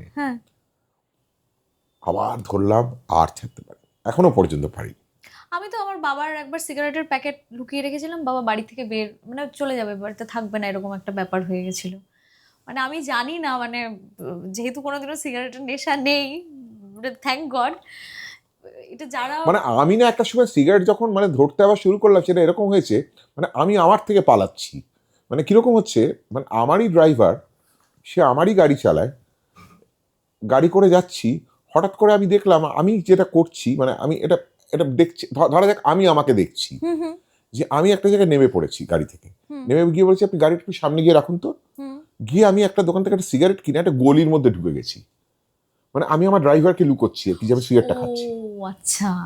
হ্যাঁ, গলির মধ্যে ঢুকে আমি সিগারেটটা খাচ্ছি, খেয়ে টেপ ট্যাপ ট্যাপ করে আবার গাড়িতে এসে বলছে চল বললাম। তো আমি তারপর ভাবলাম আমি এটা কি করলাম, বা কেনই বা করলাম। হ্যাঁ। তার মানে আমি ওটা ছাড়া থাকতেই পারি না, সিগারেটটা খাই বরঞ্চ থাকতে। আমি 1 প্যাকেট সিগারেট কিনে নিলাম, কিনে প্রচণ্ড ভালো 2-3টে সিগারেট পরপর খেয়ে মনে খুব শান্তি হলো আমার। এই মা। তো ওই সিগারেট খাওয়াটা খুবই খারাপ, খুবই খারাপ জিনিস। হ্যাঁ। ওটা ছেড়ে দেওয়াই ভালো। এবং যারা গান বাজনা করেন তারা তো খাবেনই না, গলার কাজ করেন, খাবেনই না। আবার সিগারেট খেলে আবার কি হয়, মাঝে মাঝে একটা গ্রেন আসে গলায়, হ্যাঁ পুরুষ পুরুষ কণ্ঠের, সেই গ্রেনটা আবার গলায় খুব কাজে দেয় কিন্তু। মানে একটুখানি হাস্কি হাস্কি ব্যাপার, অন্যরকম লাগে, এটাও আছে। হেমন্ত বাবুর ওই গলাটা যদি সিগারেট না খেতে ওরকম থাকতো না, হতো না। নাও হতে পারতো। আমি জানি না, এটা আমি সব সিগারেট খাওয়ার পক্ষে বলছি। আচ্ছা, হ্যাঁ বুঝতে পেরেছি। আচ্ছা একটা কথা বলো, সেটা হলো যে ন্যাশনাল অ্যাওয়ার্ড, এটা তো ডেফিনেটলি একটা খুব ইম্পর্ট্যান্ট একটা সেগমেন্ট তোমার জীবনের। তো প্রথম যখন ন্যাশনাল অ্যাওয়ার্ডের খবরটা পেলে কিরকম লেগেছিল আগে সেটা বলো, তারপরে দারুণ, প্রশ্নটা। অসাধারণ। মানে তখন আমাদের নাটকের দলের রিহার্সাল হচ্ছিল, রিহার্সালটা শেষ হয়েছে, সবাই বেরিয়েছে, আর আমি বারান্দায় একটা সিগারেট খেতে গেছি। হঠাৎ থেকে গলির মুখ থেকে দেবদাস আর কয়েকজন ছেলে, মানে আমাদের দলের, তারা এরকম করে আমাকে এরকম করে বাউ করছে। আমি বললাম কি হলো, ওরকম করছো কেন, এবং হাতে ইশারায় কথা হচ্ছে। তারপরে আমার মোবাইলটা ক্রমাগত বাজতে থাকলো, চৈতালি এসে বললো দেখো কন্টিনিউয়াস ফোন করছে, ততক্ষণ ফোন সাইলেন্ট করা ছিল প্রায় 2-3 ঘন্টা, ফোন এসছে প্রায় অনেকগুলো। তো আমাকে ফোন করলো হচ্ছে দেবপ্রিয়, যে আগে কাজ করতো 24 ঘন্টায়, ও ফোন করে বললো তুমি ন্যাশনাল অ্যাওয়ার্ড পেয়েছো। তারপরে নানা রকম ফোন টোন, আমরা তো অত্যন্ত সাধারণ ঘরের ছেলে মেয়ে, আমি এবং চৈতালি, আমরা সেই মানে আপ্লুত হয়ে গেছিলাম আর কি, সত্যি কথা বলতে কি, মানে একজন বাড়িতে রাষ্ট্রীয় পুরস্কার পেয়েছে, সে একটা বিশাল আনন্দের ব্যাপার। হ্যাঁ, সে বলে বোঝানো যাবে না। এবং তারপরে সে বোঝাতে পারবো না, মানে আমরা সে অনেকটা সেই গুপ্তধন পেয়ে গেছি, এরকম একটা ব্যাপার হয়েছিল আর কি। আর তারপরে যখন রাষ্ট্রীয় পুরস্কার নিতে গেছিলাম, তখনও একটা যে অদ্ভুত ফিলিংস হয়েছিল বিজ্ঞান ভবনে, প্রণববাবুর কাছ থেকে যখন নিচ্ছি, একটা এই ফিলিংটা আমার জীবনে কোনোদিন কোনো অ্যাওয়ার্ড নেওয়ার সময় হয়নি, আগে বা পরে। সেটা একটা মনে হচ্ছিল যে আমি আই হ্যাভ ডান সামথিং, যেটার জন্য আমি গর্ব করতে পারি, এরকম একটা ভাব হচ্ছিল। বাকিগুলো তো সব অ্যাওয়ার্ড শোগুলো এত বেশি এন্টারটেনমেন্টে ভরা থাকে, আর ওটার মধ্যে তো কোনো এন্টারটেনমেন্ট নেই, শুধু প্রোটোকল অ্যান্ড নিয়ম কানুন। একটা অদ্ভুত ভালো লাগা হয়েছিল, ভীষণ ভালো লেগেছিল। পরবর্তীকালে ওই রাষ্ট্রীয় পুরস্কারটা এখন শুধুমাত্র ওই অনুষ্ঠানের ঘোষণার জন্যই রয়ে গেছে আর কি। রাষ্ট্রীয় পুরস্কার প্রাপ্ত শিল্পী রূপঙ্কর বাগচি আসছেন গান শোনাতে, এছাড়া তার কোনো আলাদা কোনো কিছু আর সেরকম ভাবে এখন আর নেই। না, যেহেতু ঘোষণার মধ্যে থাকছে, কারণ এটা ভীষণ একটা ইম্পর্টেন্ট জিনিস, যেটা নিয়ে অনেকে অনেক কথাও বলে যে কেনা যায় টেনা যায়। না না না না, কেনা যায় না। যেটা নিয়ে অনেকে তোমার ক্ষেত্রে বলে যে তুমি তারপরে তোমার রেমুনারেশন সেভাবে ইনক্রিজ কেন করোনি। আমি করতে গেছিলাম, দিচ্ছিল না কেউ, আমি ভয় চোটে কমিয়ে দিয়েছি। সৌ যদি না পাই খাবো কি, আমি করেছিলাম, রেমুনারেশন বাড়িয়েছিলাম। তো আমি তারপর আমি তো তখন কথা বলতাম, আমাকে যখন তুমি নিজেই কথা তখন ইভেন্ট ম্যানেজার ছিল না, আমাকে ফোন করতে যখন দাদা ওইখানে প্রোগ্রাম আছে, আমি এখন এত টাকা নিচ্ছি, আপনাকে কে এত টাকা দেবে, আমি রাষ্ট্রীয় পুরস্কার, আমি তখন নিজেই বলতাম আমি রাষ্ট্রীয় পুরস্কার পেয়েছিলাম, না না না ও আপনি যাই পান আপনাকে অত টাকা দিতে পারবো না। তো এরকম এতগুলো ঘটনা হয়ে যাওয়ার পর দেখলাম যে আমার তো এরপর আমি এত রেলা মেরে তো কোনো লাভ নেই, দরকার নেই বাবা, নিজের জায়গায় নিজে ফিরে এসো। বরঞ্চ ওর কাজকর্ম কমে গেছিল তারপরে। হ্যাঁ, মানে এটা প্রবুদ্ধদাও এই কথাটা বলেছিল, আমার প্রচুর কাজকর্ম কমে গেছিল। কেন মানে কি জানি, মানে আমি রাষ্ট্রীয় পুরস্কার পাওয়ার পর আমার কাজ কমে গেছিল, স্টুডিওর কাজ কমে গেছিল অনেকে ডাকতো না আমাকে। এটা প্রবুদ্ধদার কাছে শুনেছি যে এটা নাকি মানে কেন হয় আমি ঠিক জানি না, বলতে পারবো না। তারপর ভয় চোটে আমি আবার নিজের জায়গায় চলে এসেছি। আচ্ছা, দরকার নেই। মানে তুমি এই যে তুমি বললে যে তুমি তোমার ফোন তুমিই ধরতে, হ্যাঁ, একটা সব আমি করতাম। সব এভরিথিং, গাড়ি ফাড়ি বলা, মিউজিশিয়ানস বলা, সব। এখন তো তোমার ইভেন্ট ম্যানেজার রয়েছে এবং সেটা এখন তো বেটার ফিল করো যে এখন এখন তো কোনো কাজই নেই আমার সেরকম, শুধু গান গাওয়া ছাড়া। আগে তুমি অনেক কাজ করতাম, আমার অফিস ছিল, আমি গিয়ে বসতাম, লোকজন আসতো, কথা বলতো, সব কি সাইন ফাইন করতাম, সব হতো, তো সব আমি করতাম। কিন্তু একজন আর্টিস্টের তো শুধু গানটাই করা উচিত। আমার শুধুমাত্র ওটা করতে ভালো লাগে না। ভালো লাগে না। বললাম না, আমার ভেতরে একটা ক্লার্ক আছে, ক্লারিক্যাল জব আমার পছন্দ, আচ্ছা ওর মিস করি আমি এই কাজগুলো, বাবা, ওগুলো মিস করি। এই যে সবাইকে কোঅর্ডিনেট করাই, তোরা ওই সময় চলে যাবে, ওখান থেকে গাড়িটা এখন আসবে, ওইখানে তোমার আসবে, ভালো লাগে এটা? এগুলো করতে ভালো লাগে আমার। You can run a event management company also. আমার ইচ্ছে আছে ভবিষ্যতে, হ্যাঁ, কিন্তু যেসব আর্টিস্টদের হ্যান্ডেল করতে হবে আমি তাদের নিয়ে হ্যান্ডেল করতে পারবো কিনা সন্দেহ আছে, দেখা যাক সেটা কি করে। আচ্ছা এখন তো তোমাকে সারেগামাপায় বিচারক হিসেবে দেখা যাচ্ছে, তোমার এক্সপিরিয়েন্সটা একটু বলো। ভালোই লাগে। আমি অনেকবার আগে একবার সারেগামাপার লিটল চ্যাম্পের বিচারক ছিলাম, আমি, মোহিত আর উষাদি। তখন আমাদের সুব্রত ভট্টাচার্যর ছেলে সাহেব ছিল অ্যাঙ্কার, তো সেই এক্সপিরিয়েন্সটা আছে আমার।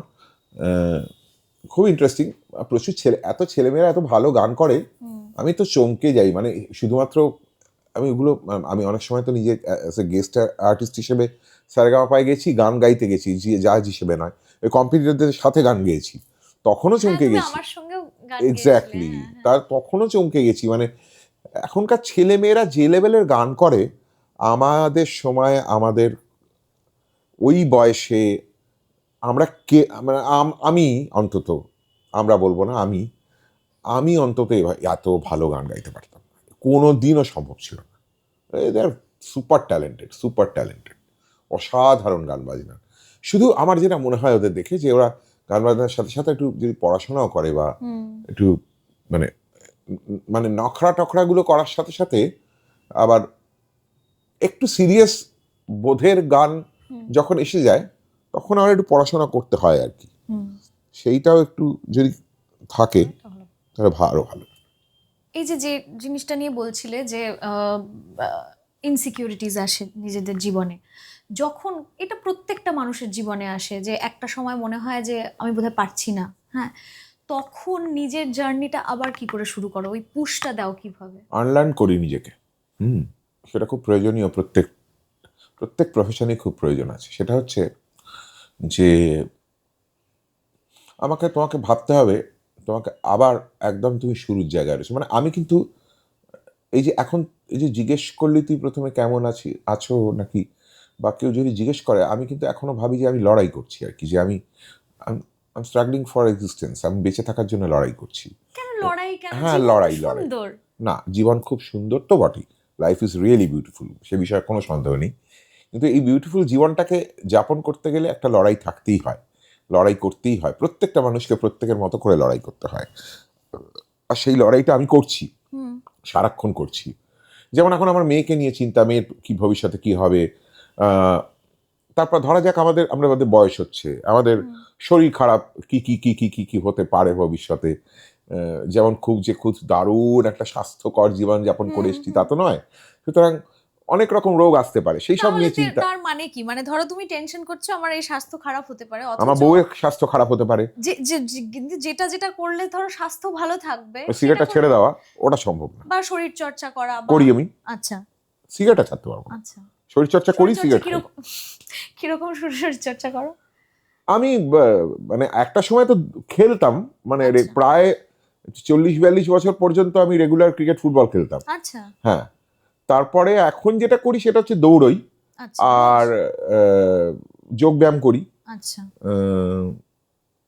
সেটা প্রথম দিকে 45 মিনিট 1 ঘন্টা ছিল, এখন ওটা কমে 15-20 মিনিট হয়ে গেছে। আচ্ছা, আর পাচ্ছি না এটা। হ্যাঁ, কেন? ওর নিচে আর করবো না, কিন্তু ভাল লাগছে না মাঝে দৌড়ানোর পরই মনে হয় একটু চা খেয়ে নিয়ে একটু আড্ডা মারি, একটু এরকম, আর বেশি দৌড়তে হবে না, এরকম মনে হয়। আর বাকিরাও যারা আমার সাথে দৌড়ে তারাও তাই ভাবে আর কি, একই রকম ভাবনা যখন একসাথে হয়ে যায় তখন আর মুশকিল হয়ে যায়। ধরেন চা একটু সিঙ্গাড়া খেয়ে চলে এলাম, হ্যাঁ, মানে এটা মানে প্রচুর দৌড়ে একটু সিঙ্গাড়া চা খেয়ে চলে এলাম, এটা কোনো মানে হয় না। বাঙালিদের এটা বিশেষ করে টেন্ডেন্সি, মানে ধরো মর্নিং ওয়াক করতে গেল, দিয়ে রিকশা করে ফিরছে, অদ্ভুত। এটাই হচ্ছে আমরা, আমিও তাই, একদমই তাই। আমি এগুলো আসলে এই জীবনটা আমি ভালোবাসি আর কি, এই লাইফটা কি আমি এত এনজয় করি না, এটা যদি চলে যায় আমার জীবন থেকে তাহলে আমি খুব মানে তুমি খুব miss করবো। ডিসিপ্লিনড কি না একটু আমি অগোছালো? ইনডিসিপ্লিনের চূড়ান্ত একজন আচ্ছা লোক। আচ্ছা হ্যাঁ, আমার যদি কেউ ঘুম থেকে না তোলে তাহলে আমি 12:30 1টার আগে ঘুম থেকে উঠবোই না। কেউ ঘুম থেকে ডাকলে তো আমি উঠি। প্রচন্ড ঘুমোতে ভালোবাসি, আচ্ছা আমি প্রচন্ড ঘুমোতে পারিও, আচ্ছা এবং একটা খুব অল্প স্পেসের মধ্যে, একটা ছোট্ট হ্যাঁ। জায়গার মধ্যে আমার একটা সোজা একটা শরীর এরকম শুয়ে ঘুমিয়ে পড়ে থাকতে পারে, আচ্ছা এই নড়বে না, এদিকেও যাবে না। আচ্ছা সুতরাং মানে তাড়াতাড়ি ঘুমিয়েও পড়তে পারো? ভীষণ তাড়াতাড়ি ঘুমিয়ে পড়তে পারি, ভীষণ তাড়াতাড়ি, যখন তখন আমি এখনই বসে বসে ঘুমিয়ে পড়তে পারি কিছুক্ষণ মধ্যে। ঘুমোতে ভালোবাসি, আমি ল্যাদ খেতে ভালোবাসি, কিচ্ছু না করতে ভালোবাসি, আমি শুয়ে থাকতে ভালোবাসি, আমি ফ্যানের দিকে তাকিয়ে থাকতে ভালোবাসি, আমি এই চারিদিকটা দেখতে দেখতে দেখতে ভালোবাসি। মানে তখন মাথায় কি থাকে? কিছুই মানে থাকে না। কিছুই থাকে না, মানে ব্ল্যাঙ্ক। ব্ল্যাঙ্ক, মানে তারপর নানা রকম ভাবি আর কি। হ্যাঁ হ্যাঁ এই ধর ভাবলাম যে আমি যদি এখন হলিউডে থাকতাম হুম। তাহলে কি হতো, বলে আমি নিজেকে হঠাৎ করে রবার্ট রেডফোর্ড ভাবতে শুরু করে দিলাম। হুম হুম কিংবা ধরে নে আমি নিজেকে আর সিলভাস্টার স্ট্যালোন ভেবে নিলাম, আমি র্যাম্বো সিনেমাটা করছি, হলে কি হতো আর কি। বাহ, এইসব ভাবি আর কি, এইসব খেয়ালি পোলাও যত থাকে আমার জীবনে, না, এটা এটা শিল্পীর আমার খুব কাল্পনিক। মজা লাগে এগুলো ভাবতে। আমি একটা সেদিন ছোটবেলায় ভাবতাম প্রণয়রা কি ইন্টারভিউ দিচ্ছি, এবং সেগুলো আমি আবার বাথরুমে বসে বসে জোরে জোরে করতাম। তো হ্যাঁ হ্যাঁ মা সেরকম করে, কি কার সাথে কথা বলছিস, মা তো বুঝতে পারতো না। আমি আসলে প্রণয় রায় আমাকে কোয়েশ্চেন করছে, বা বিনোদ দুয়া, প্রণয় রায় বা বিনোদ দুয়া আমাকে কোয়েশ্চেন করছে, আমি তার উত্তর দিচ্ছি, মানে আমি এতটা সেলিব্রিটি হয়ে গেছি। তখন আমি কলেজে পড়ি। তো ছোটবেলা আমিও এইসব ইন্টারভিউ ইমাজিনেশন আছে আমার প্রচুর। না, সেদিনই আমি কোথায় যেতে যেতে রেডিওতে শুনছিলাম, আমার মা বাবা আমাকে খুব বকে, আমি খুব অ্যানিমেটেড সিনেমা দেখতে ভালোবাসি, মানে একটাও বোধহয় বাকি নেই দেখা। যা দেখিস, হ্যাঁ হ্যাঁ। হ্যাঁ, মানে সব কটা দেখা। এবং আমি জানি না, ওদের এক্সপ্রেশন এত সুন্দর হয় হ্যাঁ। যেগুলো নর্মাল মানুষও অত ভালো এক্সপ্রেশন দিতে পারে না। একদম ঠিক। হ্যাঁ, এবং বিশেষত তুই তো দৃষ্টি সিনচান দেখেছিস, হ্যাঁ সিনেমা নয়, ওটা একটা হ্যাঁ সিরিজ, হ্যাঁ হ্যাঁ দেখেছিস? হ্যাঁ, অল্প অল্প অল্প। দেখেছি ওটা। সিনচানের বাবাকে ভালো করে লক্ষ্য করবি, তুই আমার খুব আমার সাথে মিল পাবি। হ্যাঁ। মনে করিস সিনচানের বাবা আর আমি অনেকটা, আমি ভীষণ নিজেকে ওনার সাথে মিল, মানে ওনার জায়গায় আমাকে রাখলেও পারতেন, মানে আমার ছবিটা দিলেও হতো আর কি। আচ্ছা একদম, মানে ওইরমই টেনশন হয়, ওরমই ঘাম এরম থেকে বেরিয়ে গড়াতে থাকে আমার মাঝে মধ্যে হয়। আচ্ছা। হ্যাঁ, তো যাই হোক, হ্যাঁ বল। না, যেটার জন্য বলছিলাম যে বাবা তো খুব রেগে যায়, কল্পবিজ্ঞান খালি বলবে কল্পবিজ্ঞান, আর ওই সব দেখতে আমার বেশি ভালো লাগে। ভাল এবং লাগে। কল্পনা, ছোটবেলা থেকে একটু কল্পনা প্রবণ, আমি কল্পনা করতে ভালোবাসি। তো সেদিন আস্তে আস্তে একটা রেডিওতে শুনছিলাম যে আইনস্টাইনকে নাকি কেউ একজন কোনো এক অভিভাবক জিজ্ঞেস করেছিলেন যে আমি চাই আমার ছেলে বড় হয়ে সায়েন্টিস্ট হোক, কি করলে তাহলে সায়েন্টিস্ট হবে ভালো। তো আইনস্টাইন বলেছিল ওকে ফেয়ারি টেল পড়ান। হুম, হ্যাঁ, কারণ যত ফেয়ারি টেল পড়াবেন, মানে একটা অসম্ভব জিনিসকে সম্ভব সম্ভব পড়া। ভাবার একটা ঠিক ঠিক হ্যাঁ, ঠিক। মানে কল্পনা প্রবণ। তো এই যে তুমি যেটা বললে, মানে এটা স্বাভাবিক, মানে শিল্পী যত কল্পনা প্রবণ হবে, আবেগ প্রবণ হবে, তত মানে ওটার সাথে রিলেট করতে পারবে। আমি তো মানে কল্পনার করে কোন পর্যায়ে পৌঁছে যাই তার কোনো শেষ নেই আর কি, মানে তুই ভাবতেই পারবি না। আমার মেয়ে আমাকে দেখে একদিন, আমি মানে পাগলামি করছিলাম ঘরের মধ্যে বসে, হুম সব ভাবছিলাম, হাত পা নড়ছিল আর কি, কিরকম নড়ছিল সেটা আমি এখন দেখাতে পারবো না। হুম হুম তো আমার মেয়ে হঠাৎ করে ঢুকে পড়েছে, সেটাও আমি খেয়াল করিনি। ওর বয়স এখন প্রায় 21, হুম হুম আর আমার বয়স 54। একটা 54 বছর বয়সের একটা লোককে এরকম করতে দেখে ওরা হাঁ করে এরকম তাকিয়েছিল কিছুক্ষণ। তারপর মাকে ফোন করেছে, মানে আমার স্ত্রীকে। হ্যাঁ ফোন করেছে, বাবা পুরো পাগল হয়ে গেছে, বাবা কিসব করছে। তো আমাকে চৈতালি ফোন করেছে অফিস থেকে, তুমি কি করছো? আমি কিছু করিনি তো। তুমি নাকি খাটের ওপর উঠে লাফাচ্ছিলে। ও তাই? হ্যাঁ, আসলে আমি তখন একটা রক কনসার্ট করছিলাম আর কি। ও ও, তো সেটা ভাবছিলাম যে আমি করছি, তখনও ঢুকে পড়েছে। তো তারপর থেকে ও, আমার মেয়ে মোটামুটি আমাকে খুব দয়ার চোখে দেখে, এবং মাঝে মাঝে সে মাথায় হাত বুলিয়ে দেয়, মাথাটা ঠিক আছে তো, মাথা ঠান্ডা রেখো বাবা। আমার দিদিমা টাইপের হয়ে গেছে। হ্যাঁ হ্যাঁ। না, এটা তুমি বলছিলে, আমার এক বন্ধুর বান্ধবী, অ্যাকচুয়ালি আমি মেয়েদেরও বন্ধুই বলি, মানে আমি ক্লাসমেট আর কিঞ্চিত কি। পাগল বোধ হয়। না না, না না, এটা আমি বলছি এটা বাচ্চাদের থাকে এই বিষয়টা। ওই তো আমি বললাম আমার বয়স হয়নি, বয়স আমার বাবাকে বলতো লোকজন বয়স্ক শিশু, আমি আমার বাবার মতো হয়ে গেছি। আচ্ছা। আমার বাবা কি করেছিলেন, একটি বিয়ের বাড়িতে, নতুন বিয়ে হয়েছে, সেখানে গিয়ে বাবাকে তো ভালো গান করতেন, বাবাকে হারমোনিয়াম দিয়ে দিয়েছে, বলছে, রানা, ডাক্তার ছিল রানা, হ্যাঁ। রানা একটা গান করো আজকের এই শুভ দিনে। বাবা গাইতে শুরু করলেন, আমার এ পথ তোমার পথের থেকে গেছে মেকে, মানে তাদের সবে বিয়ে হয়েছে। আর আমার মা বাবার দিকে এরকম করে কড়া চোখে তাকিয়েছেন, আর আমার দাদু বললেন, রানা তুমি বাইরে এসো, তুমি গানটা থামা এবং বাইরে এসো। তো ওই আমার বাবাই না আমার ভেতরে রয়েছে আর কি কোথাও, আমার ভেতরেও অনেক পাগলামি, ওই বাবার মতোই হয়ে গেছি। না তুমি বললে তো রক কনসার্ট, আমার ওটাই মনে পড়লো যে ও বলেছিল ক্রিশ সিনেমাটা প্রথম দেখেছে তখন ওই একটা ইয়ে করে কেপের মতন জড়িয়ে নিজেই ক্রিশ সাজতো। হ্যাঁ, এবং ওইটা করতে মানে ওইটা ভালো লাগছে তখন ভালো লাগছে করতে। করতে, হ্যাঁ। এবং এইটা বাচ্চারা করতে পারে, বড় হলে আমরা ভাবি যে আমরা বড় হয়ে না না, গেছি, আমিও mature। করতে পারি, আমি তো এই কত রকমের সিনেমা দেখে সেরকম আমার মুখ হয়ে যায়। হ্যাঁ হ্যাঁ মানে ধরা যাক তুই দেখলি, তুই নিশ্চয়ই, আমি জানি না তুই ডেক্সটার দেখেছিস কিনা সিরিজ? অল্প দেখেছি। দেখেছিস, আচ্ছা। আমাকে তো, আমি তো একটা সময় সারাক্ষণ ভাবতাম আমি সিরিয়াল কিলার, সারাক্ষণ ভাবছি কাকে খুন করব, এই মা। মানে এবং আমি আর ফরেন্সিকের কাজকর্ম করছি এবং সিরিয়াল কিলার হয়ে গেছি, মানে তারপর এমন মানে সারাক্ষণ আমার মাথার মধ্যে ডেক্সটার ঘুরে বেড়াতো যে শেষ পর্যন্ত আমি একটা সময় মানে অন্ধকারে, বা ধরো সবাই ঘুমিয়ে পড়েছে, আমি বাড়িতে কাজ করেন একজন কবিতা বলে তিনি থাকেন আর কি, তো আমি কিছুই নয়, মানে জাস্ট রাত্রিবেলা সবাই ঘুমিয়ে পড়েছে আর 3টে সাড়ে 3টে বাজে, আমি একটু হেঁটে হেঁটে আমাদের যেখানটা রান্নার জিনিসপত্র, সেখানে একটা বড় ছুরি থাকে, সেই ছুরিটা নিয়ে আমি আবার হেঁটে হেঁটে ফিরছি, মানে অ্যাজ ইফ আমি যাচ্ছি। এবার ওই কবিতা শুয়েছিল ওখানে, ওরে বাবা গো বলে চিৎকার করে উঠেছে, এবং তারপর মানে ভয়ঙ্কর চিৎকার চেঁচামেচি। হ্যাঁ। তারপরে আমাকে চৈতালি এত বকা দিয়েছে, তা সেই দিনের পর থেকে আর আমি ডেস্কটা ছিলাম না, রেখে দিলাম, না দরকার নেই। না, এটা স্বামী বিবেকানন্দ বলেছিলেন যে যখন চুপ করে বসে ধ্যান করা হয় এবং তখন না সারফেসে নানা রকম চিন্তা ভাবনা আসতে থাকে, মানে যে কোনো থট তো বাবলের মতন আসতে থাকে, এটা যায় ওটা যায়, তো তখন নাকি বোঝা যায় যে নিজের মনের মধ্যে কত রকমের, ইনফ্যাক্ট কত বিভৎস চিন্তাও আসে অনেক সময়, কত রকমের। এটা তুমি এত সহজভাবে এটা স্বীকার করছো, এটা ওটাই বলছিলাম যে এটা নর্মালি মানুষজন ইয়ে করে এই রাখে। তোর এখানে আনন্দী এসেছিল না, হ্যাঁ তার ওগুলো দেখছিলাম আমি। হ্যাঁ। আনন্দী মানে সে ভয়ঙ্কর ইন্টেলেকচুয়াল কথাবার্তা বলেছে, হ্যাঁ মানে আমি শুনতে শুনতে ভাবছিলাম প্রায় মোটামুটি আমি কিন্তু পুরো হ্যালুসিনেট করছিলাম কি সব আর কি আনন্দীর কথাবার্তা শুনে, মানে কেন কেন? না না, আমি ও কি সব বলছিল আমি সেগুলো শুনে খুব ভাবার চেষ্টা করছিলাম, মানে ও এমন ভাবে বোঝাচ্ছিল না, আমি খুব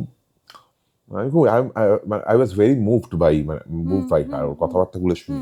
ওর সাথে আমার পরিচয় ছিল এক সময় খুবই, কিন্তু পরবর্তীকালে এখন আর নেই, কিন্তু খুব ইন্টারেস্টিং ওর কথাবার্তাগুলো, হ্যাঁ মানে আমি খুব না, এনজয় করেছি। আমি কেন অবাক হলাম মানে আমার তো মনে হলো সহজ করে যাই না। সহজই ছিল, কিন্তু আমি কিরকম একটু যেন, আসলে হয়তো হতে পারে আমার মনটা জটিল বলে আমি একটু ভাবি জটিল করে দেখছি আর কি, সেটাও হতে পারে, কিন্তু সহজ কথা, পুরো কথাটা, পুরো কনভারসেশনটার মধ্যে এত সোজা করে ও সবকিছু বলছে, হ্যাঁ। সেই সোজা করে বলাটা যতটা সোজা, ততটা আমি আমার শরীর বা আমার মন দিয়ে ততটা কতটা সেটাকে আমি নেব, সেটা it's not so easy, it's not so easy. না বাট তুমি তো তোমার যে ধরো এই যে তুমি তোমার একটা গুণই বলবো যে তোমার ফ্লজটাও তোমার স্বীকার করার অনেস্টি রয়েছে। হ্যাঁ, আমি ভালো মানুষ খারাপ মানুষে যাচ্ছি না, ভালো মানুষ মানে ভালো খারাপ মিশিয়ে মানুষ, কিন্তু নিজের ফ্লজ হোক বা নিজের যেটা সেটা স্বীকার করার একটা অনেস্টি রয়েছে। এবং প্রথমত তো আধ্যাত্মিকতার এটা যে অ্যাকসেপ্টেন্স, মানে নিজে এইটা সবার আগে করতে হয়, এবং হয়তো তুমি ওই ওই আমি আধ্যাত্মিকতায় খুব একটা বিশ্বাসী ছিলাম না,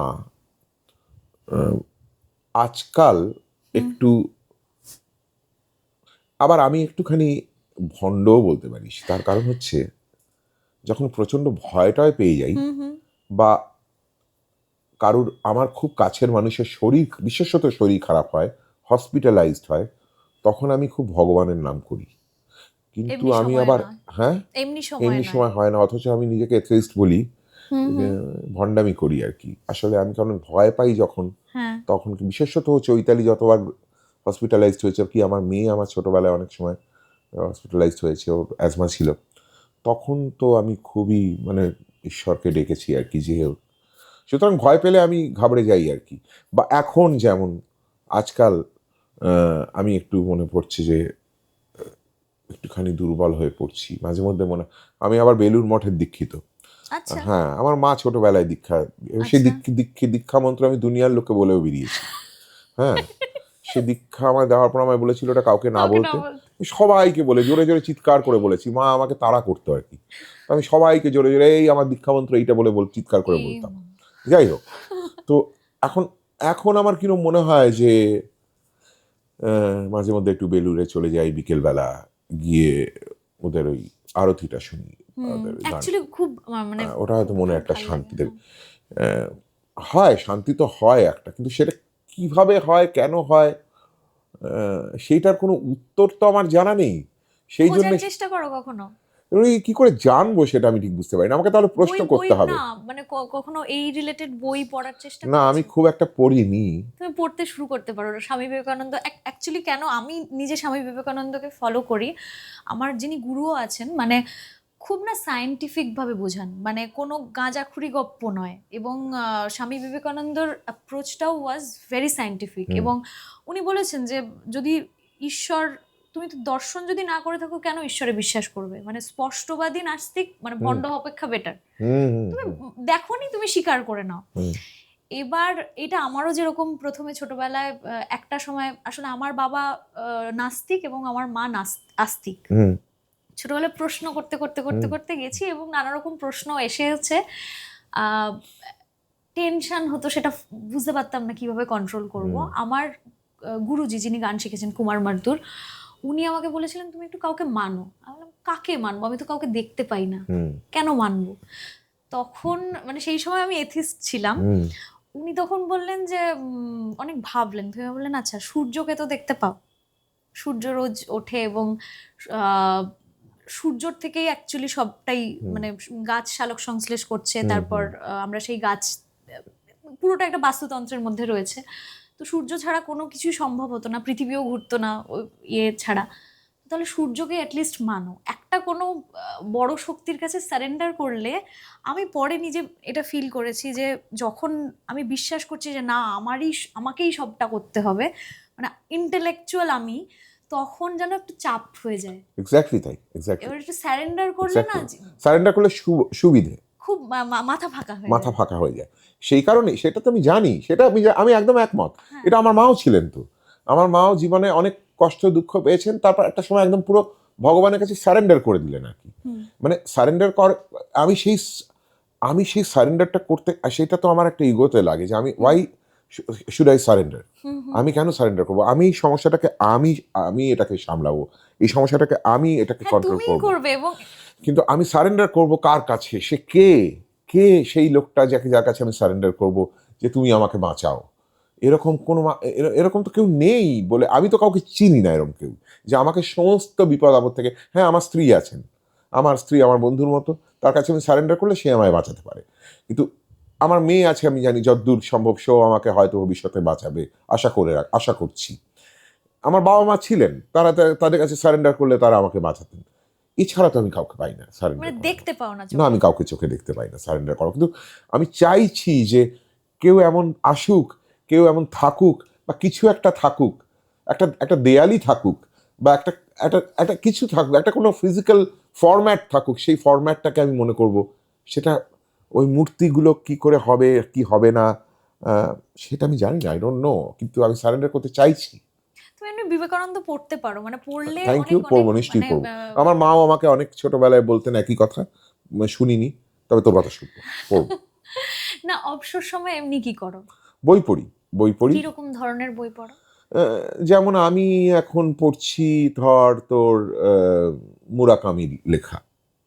মুরাকামির লেখা আমার খুব ভাল লাগে, কারণ ও একটা অ্যাবস্ট্রাক্ট জীবন নিয়ে একটা কথা বলে, যে জীবনটার মধ্যে মানে একটা বেড়ালকে নিয়ে ও একটা গল্প বানাতে পারে, যে একটা বেড়াল সে বিভিন্ন বাড়িতে যায়, গিয়ে বিভিন্ন লোক দেখে, তাদের ভেতরে তো আর বেড়ালটা ঢোকে না, কিন্তু বেড়ালটা কিছু কিছু কিছুই না, সে বেড়াল আলটিমেটলি দেখা যায় বেড়ালটা নানা বাড়ি ঘুরে টুরে এসে একটা গলির মোড়ে চুপ করে এসে বসে পড়লো, বসে ঘুমিয়ে পড়লো, সেখানেই গল্পটা শেষ হয়ে গেল।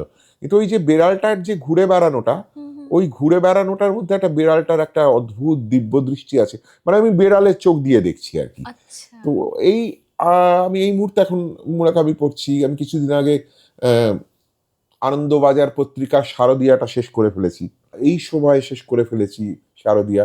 সেখানে তিলোত্তমার একটি নাটক অসাধারণ লেগেছে আমার, অসাধারণ। সুকান্ত বাবুর একটি লেখা অসাধারণ লিখেছে, খুব ভালো, ভীষণ ভালো লেখা। তো বই পড়ি, সিনেমা দেখি প্রচুর প্রচুর। কি ধরনের সিনেমা পছন্দ করো দেখতে? দেখ, আমি কদিন আগে দেখলাম হচ্ছে, নাম তো ভুলে গেলাম, একটা ফ্রান্সের ছবি, জেন,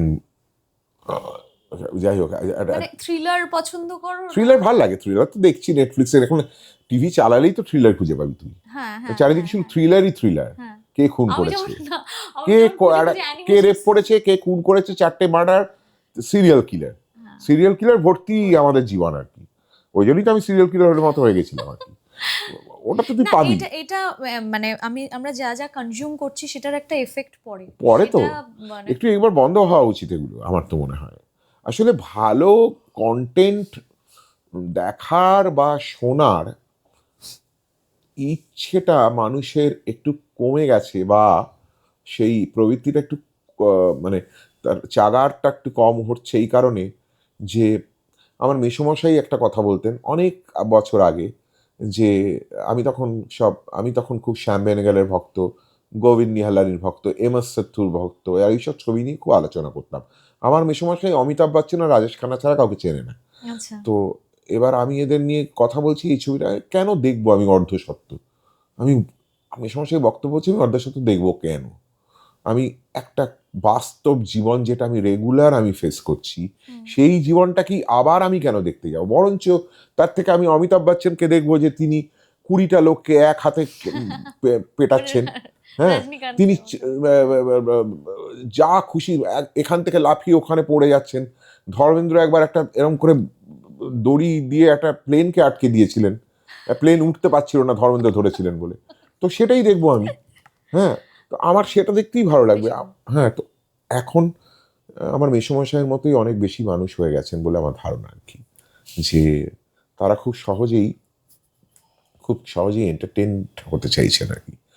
যে কারণে তুই দেখবি এখন অনুষ্ঠান করতে গেলে আমি সেই মজাটা সেরকমভাবে পাই না, কারণ মানে মজা পাই, কিন্তু কেউ আর গানটা খুব শুনছে না আর কি। মানে এই জিনিসটা আসার পর না সব বিগড়ে গেছে, অনেকটা চেঞ্জ হয়ে গেছে। ঠিক। হ্যাঁ, বিগড়ে গেছে। মানে কেউ গান শুনতে শুনতে, যদি আমি এমন একজনকে দেখেছি যিনি একজন বিখ্যাত অভিনেতা, এলোকুশনিস্ট, বিখ্যাত একজন মানুষ, তিনি আমার অনুষ্ঠানের সামনে বসে সারাক্ষণ ধরে এরম দেখে যাচ্ছেন। তিনি বিখ্যাত লোক, তার অনুষ্ঠান আমরা আবার দেখতে যাই, কিন্তু আমি কখনো ভাবতে পারি না যে তার অনুষ্ঠান দেখতে দেখতে আমার মোবাইল তখন সুইচ অফ থাকে বা সাইলেন্ট করা থাকে, আমি মোবাইলটা খুলে দেখবো কি হচ্ছে। আমি খুব রাদার ইন্টারভেলে, বা যদি ইন্টারভেল হয় তাহলে আমি দেখতে পারি, তার আগে কখনোই এটা ভাবতে পারি না। কিন্তু এরকম সবাই হয়ে গেছে। মানে কদিন আগে একটি অনুষ্ঠানে গেছিলাম, সেখানে আরেকজন কো সিঙ্গারকে দেখলাম, যিনি আমাদের একটা আড্ডা মতন হচ্ছিল কলকাতা ফিল্ম ফেস্টিভ্যালে, সেইখানে আরেকজন গায়িকা গান গাইছেন, সেখানে অডিয়েন্স রয়েছে, তখন আমরা গান গাইছি না, তিনি গান গাইছেন, তখন আরেকজন সিঙ্গার তিনি মোবাইল দেখছেন। এটা তার উচিত না করা, তাকে অসম্মান করা হয়, এটা উচিত নয়। সুতরাং আর দর্শক বা শ্রোতাকে দোষ দিয়ে কোনো লাভ নেই, আমাদের নিজেদের মধ্যেই যখন এটা এসে গেছে। আমি এরকম নাটকের থিয়েটারের ক্ষেত্রে দেখেছি, বারংবার নীল মুখোপাধ্যায় বলা সত্ত্বেও তার একটা অত্যন্ত গুরুত্বপূর্ণ নাটক, যে নাটকে মহাত্মা গান্ধীর চরিত্রে অভিনয় করছিলেন অনির্বাণ চক্রবর্তী, সেই একাডেমি অফ ফাইন আর্টসের মতো একটা অডিটোরিয়ামে 5 থেকে 6 বার মোবাইলে রিং বেজেছে। সুতরাং খুবই ভাবা যায় না, এটা তো তুই ভাবতেই পারিস না যে এটা মানে গোবরডাঙ্গায় অনুষ্ঠান করতে যায়নি, এটা একটা একাডেমি অফ ফাইন আর্টসে তারা থিয়েটার দেখতে এসছে ঠিক, নিজেদের ঠিক, টিকিট কেটে।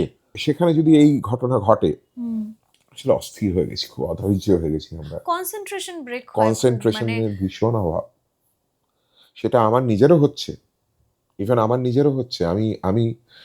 আমি তো খুব প্র্যাকটিস করি গিটার, বিশেষত ভীষণভাবে এখন গিটার প্র্যাকটিস করি, কারণ আমার একটা একটা অদম্য একটা ইচ্ছে আছে হুম, যে ভবিষ্যতে আমি খুব ভক্ত হচ্ছে এরিক ক্ল্যাপটনের। আচ্ছা, এতটাই ভক্ত, মানে এরিক ক্ল্যাপটন তো শুধুমাত্র একজন গায়ক নন, হুম, এরিক ক্ল্যাপটন ওয়াজ এ গিটারিস্ট দেন সিঙ্গার। তো আমি সেটা হতে পারিনি, আমি সিঙ্গারই, হুম, কিন্তু এরিক ক্ল্যাপটন আবার বব ডিলানের সাথে গিটারও বাজিয়েছেন। এরিক ক্ল্যাপটন আবার বিটলসের সাথে গিটারও বাজিয়েছেন।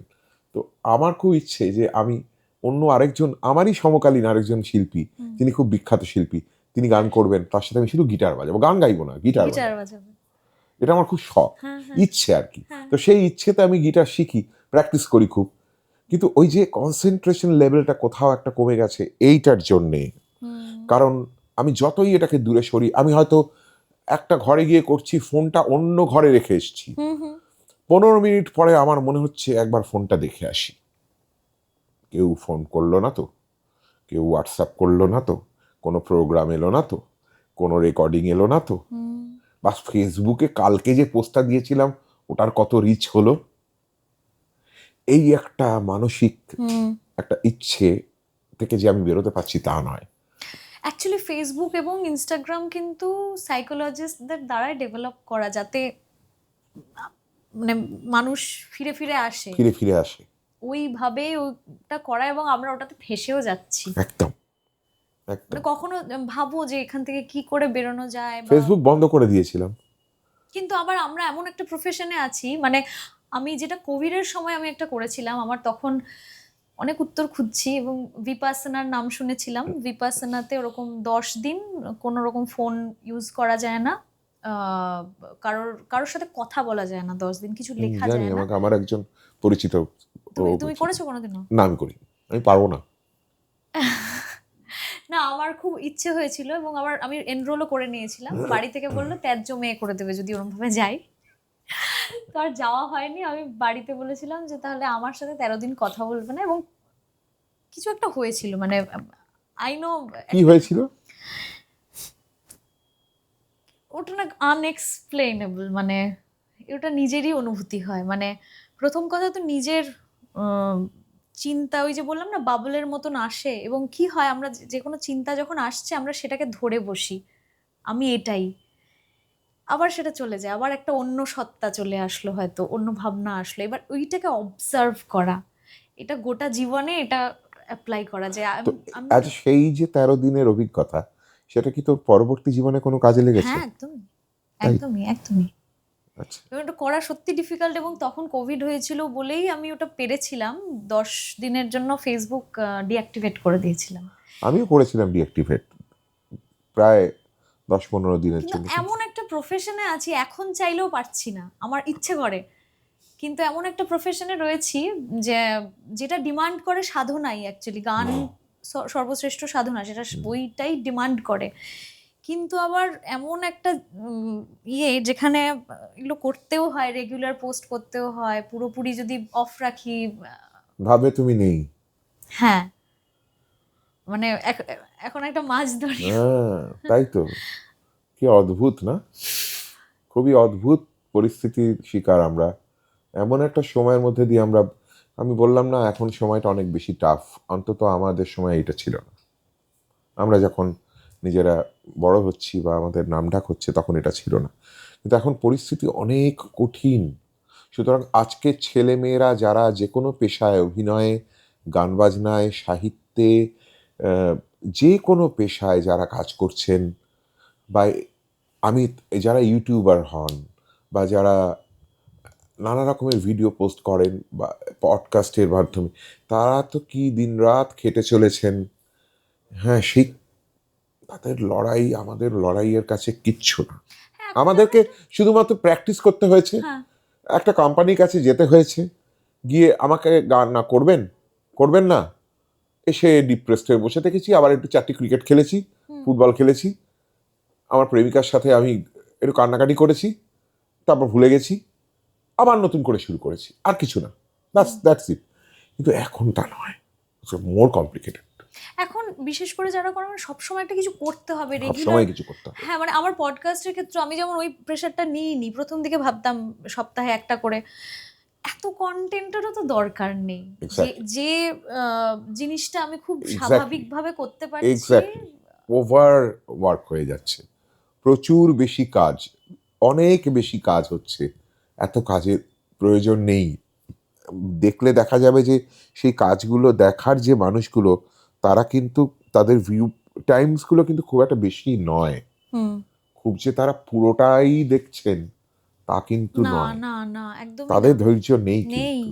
1 ঘন্টা একটা যদি হ্যাঁ। পডকাস্টও বলি, যদি খুব এনরিচড সে একটা, অন্তত এগিয়ে যাবে, হ্যাঁ কোথায় হ্যাঁ। ইন্টারেস্টিং কথা বলেছে রূপঙ্কর, হুম হুম হুম হুম হ্যাঁ সেটা। ও কি এর সম্বন্ধে কিছু বললো, ওর সম্বন্ধে কিছু বললো, এমা বলেনি, এটা চলবে না। হুম। তার যে কারণে আমাদের ক্যাপশনস গুলো চেঞ্জ হয়ে যায়। আজকে যদি আমি কোথাও বলি যে হ্যাঁ হ্যাঁ হ্যাঁ, ঠিক। আমাদের খুব হয় এটা, মানে এবং আমি তুমি কিছু একটা বললে তো সেইটা ঘুরিয়ে এমন ভাবে একটা ক্যাপশনস তৈরি করে, ওটাই চোখের সামনে রইলো, ওইটাই সামনে গিয়ে দাঁড়ালো, ভেতরে কিছু পড়লো করলো না, না। হ্যাঁ হুম, হুম। বা ইন্টারভিউটা দেখলো না, শুনলো না, কেন ওটা বলা কেন হয়েছে ওটা বলেছে? সেটা শুনলো না। কিন্তু ওইটাই হচ্ছে, এই কারণেই এই আমাদের সময়টা অত্যন্ত খারাপ সময় চারিদিকে। দেশের মানে সারা পৃথিবীর যদি আমরা অবস্থাটা ভাবি, তাহলে সেদিক দিয়ে ভাবলেও তুই দেখবি যে আমরা আমরা কিন্তু খুব একটা এগোচ্ছি না। আমরা হয়তো সায়েন্টিফিক্যালি এগোচ্ছি, হয়তো টেকনোলজির দিক দিয়ে এগোচ্ছি, কিন্তু আমরা মোর টুয়ার্ডস ব্যাক, আমরা পেছন দিকে ফিরছি সেই সমস্ত একনায়কতন্ত্র, সেই সমস্ত একনায়কদের যুগে, সেই সমস্ত সময়ে যেখানে একজন মানুষ, একজন লোক, একজন বা কতিপয় কিছু মানুষ নির্ধারণ করে দেবেন যে বাকি 20 কোটি বা 40 কোটি মানুষের ভবিষ্যৎ কী হবে। সুতরাং this time is very hard time. এই সময়টাকে যে পার করে যেতে হবে, কিন্তু আমি তো কল্পনা করি আমার মেয়ের কি হবে, মানে ওর ভবিষ্যৎটা কি হবে। আমি তো, আমার এখন বয়স হয়ে তোমার গেছে। মেয়ে গান করে? না, ও গান করে না, ও ও সাইকোলজি সাইকোলজি নিয়ে পড়ছে এবং ওর ফরেনসিক সাইকোলজিস্ট হওয়ার ইচ্ছে। আচ্ছা। ইচ্ছে সেটা যদি হয় ভালো। জানি না তার কীরকম কি আছে, মানে সুযোগ সুবিধা আমার কোনো ধারণা নেই। এখন ধারণা তৈরি করছি আমি আর চৈতালি মিলে, কারণ আমরা এই সাবজেক্ট নিয়ে খুব যে পড়াশোনা করেছি আগে তা তো নয়। বিশেষত সাইকোলজি নিয়ে পড়লেও ফরেনসিক সাইকোলজি ব্যাপারটা সম্পর্কে আমাদের খুব সঠিক সম্যক ধারণা নেই। সুতরাং আমরা চেষ্টা করছি, জানার চেষ্টা করছি। তো সেইটা আমি সেটাই বলছি, আজকের পরের প্রজন্মের ছেলে মেয়েদের যে কি হতে চলেছে, বা আমাদের সন্তানদের কি হতে চলেছে, সে নিয়ে আমি খুবই চিন্তিত। কারণ যে সময়টা আসছে সে সময়টা খুব একটা ভালো নয়। আপাত দৃষ্টিতে হয়তো খুব ভালো লাগছে, জাঁকজমক লাগছে, অনেক আলো, অনেক কিছু রয়েছে, অনেক দারুণ দারুণ পোশাক, দারুণ দারুণ খাবার, হ্যাঁ, হাতের মুঠোতে ডাক টুক করে খাবার চলে আসছে, যা পাচ্ছি আমি কিনে ফেলতে পাচ্ছি, দোকানেও যেতে হচ্ছে না, আমি কিনে ফেলতে পাচ্ছি, সবই করে ফেলতে পাচ্ছি। কিন্তু সেটা কি আলটিমেটলি ভালো হচ্ছে না ভালো হচ্ছে না, উই ডোন্ট নো। মনে হচ্ছে তো আমার ভালো হচ্ছে না। তার থেকে বরঞ্চ একটা মুদির দোকানে গিয়ে একটা কিছু কিনে নেওয়া, বা একটা দোকানে গিয়ে যেটার আগের প্রসেসটা ছিল, সেই প্রসেসটাই বোধহয় ভালো ছিল বলে আমার ধারণা। তুমি তখন বলছিলে না যে হলিউডের কথা ভাবছিলাম, আহ, আমি দুটো জিনিস শুনেছি। এক হচ্ছে যে বিশেষ করে যারা হলিউডে কাজ করে, তারা যে পরিমাণ রেমুনারেশন পান সেটা তো ডেফিনেটলি অনেকটাই বেশি, এবং শুধু তাই না, মানে জীবনটাও খুব নিজের মতন করে বাঁচতে পারেন। আমি কার একটা কথা শুনেছিলাম, আমার এক্স্যাক্টলি নাম মনে পড়ছে রবার্ট না। ডিনিরো কি? তা জানি না আমি জানি, আমি উনি একটা জানি, উনি মানে একটু হয়তো পরিচালনা করলেন, তারপর হয়তো কার্পেন্টারের কাজ করছেন। সে তো সবাই স্টিং যিনি গান করেন, তিনি গান করছেন, করে তারপর ক্ষেতিবাড়ি করছেন, চাষবাস করছেন, আবার 6-7 মাস বাদে মনে হলো গান গাই। অ্যাকচুয়ালি এরকমই তো হওয়া উচিত। হ্যাঁ, হওয়া উচিত। মানে আমরা কেন পারি না? আমরা পারি, ইকোনমিক্যালি আমরা অতটা স্ট্রং নই বলেই পারি না। করে তো আমি আমি কিন্তু এতটা মানে আমি ইকোনমিক দিক দিয়েও যদি ভাবি আমি যে প্রিয়াঙ্কা চোপড়ার একটা কি পড়ছিলাম, উনি একটা কোথায় ইন্টারভিউ দিচ্ছিলেন যে উনি একটা কোনো সিরিজে অভিনয় করেছেন যেখানে সিলভাস্টার স্ট্যালোন ছিলেন। আচ্ছা তো প্রিয়াঙ্কা চোপড়া তো এসে তার মেকআপ রুমে চলে গেছে, গিয়ে তার তো 14টা মেকআপের লোক, তার এই লোক সেই লোককেই ঘুরে বেড়াচ্ছে। তারপর হঠাৎ করে উনি যখন নামছেন দেখছেন সেটের মধ্যে একটা চেয়ারে সিলভাস্টার স্ট্যালোন বসে আছেন। হ্যাঁ, এবং তারপরে উনি তো সিলভাস্টার স্ট্যালোন গিয়ে একটা ছোট্ট পার্ট একটা করলেন, করে নিজের গাড়িটাকে একজন কেউ নিয়ে এলো, নিজে ড্রাইভ করে বেরিয়ে চলে গেলেন। যেমন আমরা অরিজিতের লাইভ শুনি, হুম হুম অরিজিৎ যেমন গিয়ে থাকে কোথা থাকে যেন জিয়াগঞ্জে, জিয়াগঞ্জে থাকে। অরিজিৎ আমি শুনেছি, আমাকে আইডি বলেছে বহুবার এবং ওর সাথে আমার আলাপ হওয়ার সময় আমার কিরকম একটা অদ্ভুত লেগেছিল। আমার মনে আছে অরিজিতের সাথে আমার একবার দেখা হয়েছিল, অনেকবার দেখা হয়েছে, কিন্তু মানে একটা দেখা হওয়ার কথা বলছি পাসপোর্ট অফিসে। ও আর ওর বউয়ের একটা পাসপোর্টে কিছু গন্ডগোল হয়েছিল সেখানে। এবার অরিজিৎ সিং পাসপোর্ট অফিসে ঢুকেছে আর লোকজন না মানে সে অরিজিৎ মানে সব পাগল হয়ে যাচ্ছে। আর অরিজিৎ সিং হঠাৎ আমাকে দেখতে পেয়েছে, এবার ও আমার অটোগ্রাফ নেবে। আমি বলছি অরিজিৎ তুমি ওদের অটোগ্রাফ দাও আর তোদের সাথে ছবি তোল। না না, তোমার সাথে আমার ছবি তোলাটা দরকার। আমি বললাম তুমি আমার সাথে পরে ছবি। ও is a completely different kind of person. আমি এরকম লোক দেখিনি, খুব খুব কম দেখেছি। এবং আমি আইডির মুখে শুনেছি ও একটা অন্যরকম খুব সাধারণ জীবনযাপন করে। তখন সেটা সবাই পারে না। আমি তো খুব সাধারণ জীবনযাপন করি, যদি আমি খুব একটা নিজেকে সেলিব্রিটি ভাবতেও পারিনি, আমার মধ্যে সেলিব্রিটি সেরকম কিছু নেইও, কিন্তু আমি তো খুব সাধারণ জীবনযাপন করি। কিন্তু স্টিল এই যে তার জন্য যে আমার অ্যাংজাইটি বা ডিপ্রেশন বা কাজ হারিয়ে যাওয়ার ভয়টা কমে গেছে তা তো নয়, সেটা তো রয়েছে। নয় আমি খুব দেখালাম আমি সাধারণ, কিন্তু তাহলে তো এটাও হবে যে আমি ওটা নিয়েও ভাববো না, তা তো আমার হচ্ছে না। কাজ কমে গেলে তো চিন্তা হয়, ডিপ্রেশন হয়, সেটা তো অস্বীকার করলে মিথ্যে কথা বলা হবে। এটা আমার মনে হয় সবারই হয়, এটা সবাই স্বীকার করে না। জানি না, আই ডোন্ট নো, কিন্তু এরকম অনেক মানুষ আছেন যারা বিদেশের গান বাজনা করেন, বিদেশি গান বাজনা করেন, তারা কেয়ার করেন না, ডোন্ট বদার, কেয়ার করে না। তাতে আমার কাজ নেই তো কি হয়েছে, আমি একা মিউজিক করব, একা গাইব। মানে এই যার যার কথা বলছিলাম, আমার নাম আমার এখনো মনে নেই, মানে কারোর কাছে শুনেছিলাম যে উনি হয়তো একবার হয়তো কার্পেন্ট্রি করলেন, একবার হয়তো ক্ষেত্রি বাড়ি করে এলেন। এবার আমরা ভাবতেই পারি না যে আমরা কারোর বাড়িতে ধরো কার্পেন্ট্রি করতে গেলাম।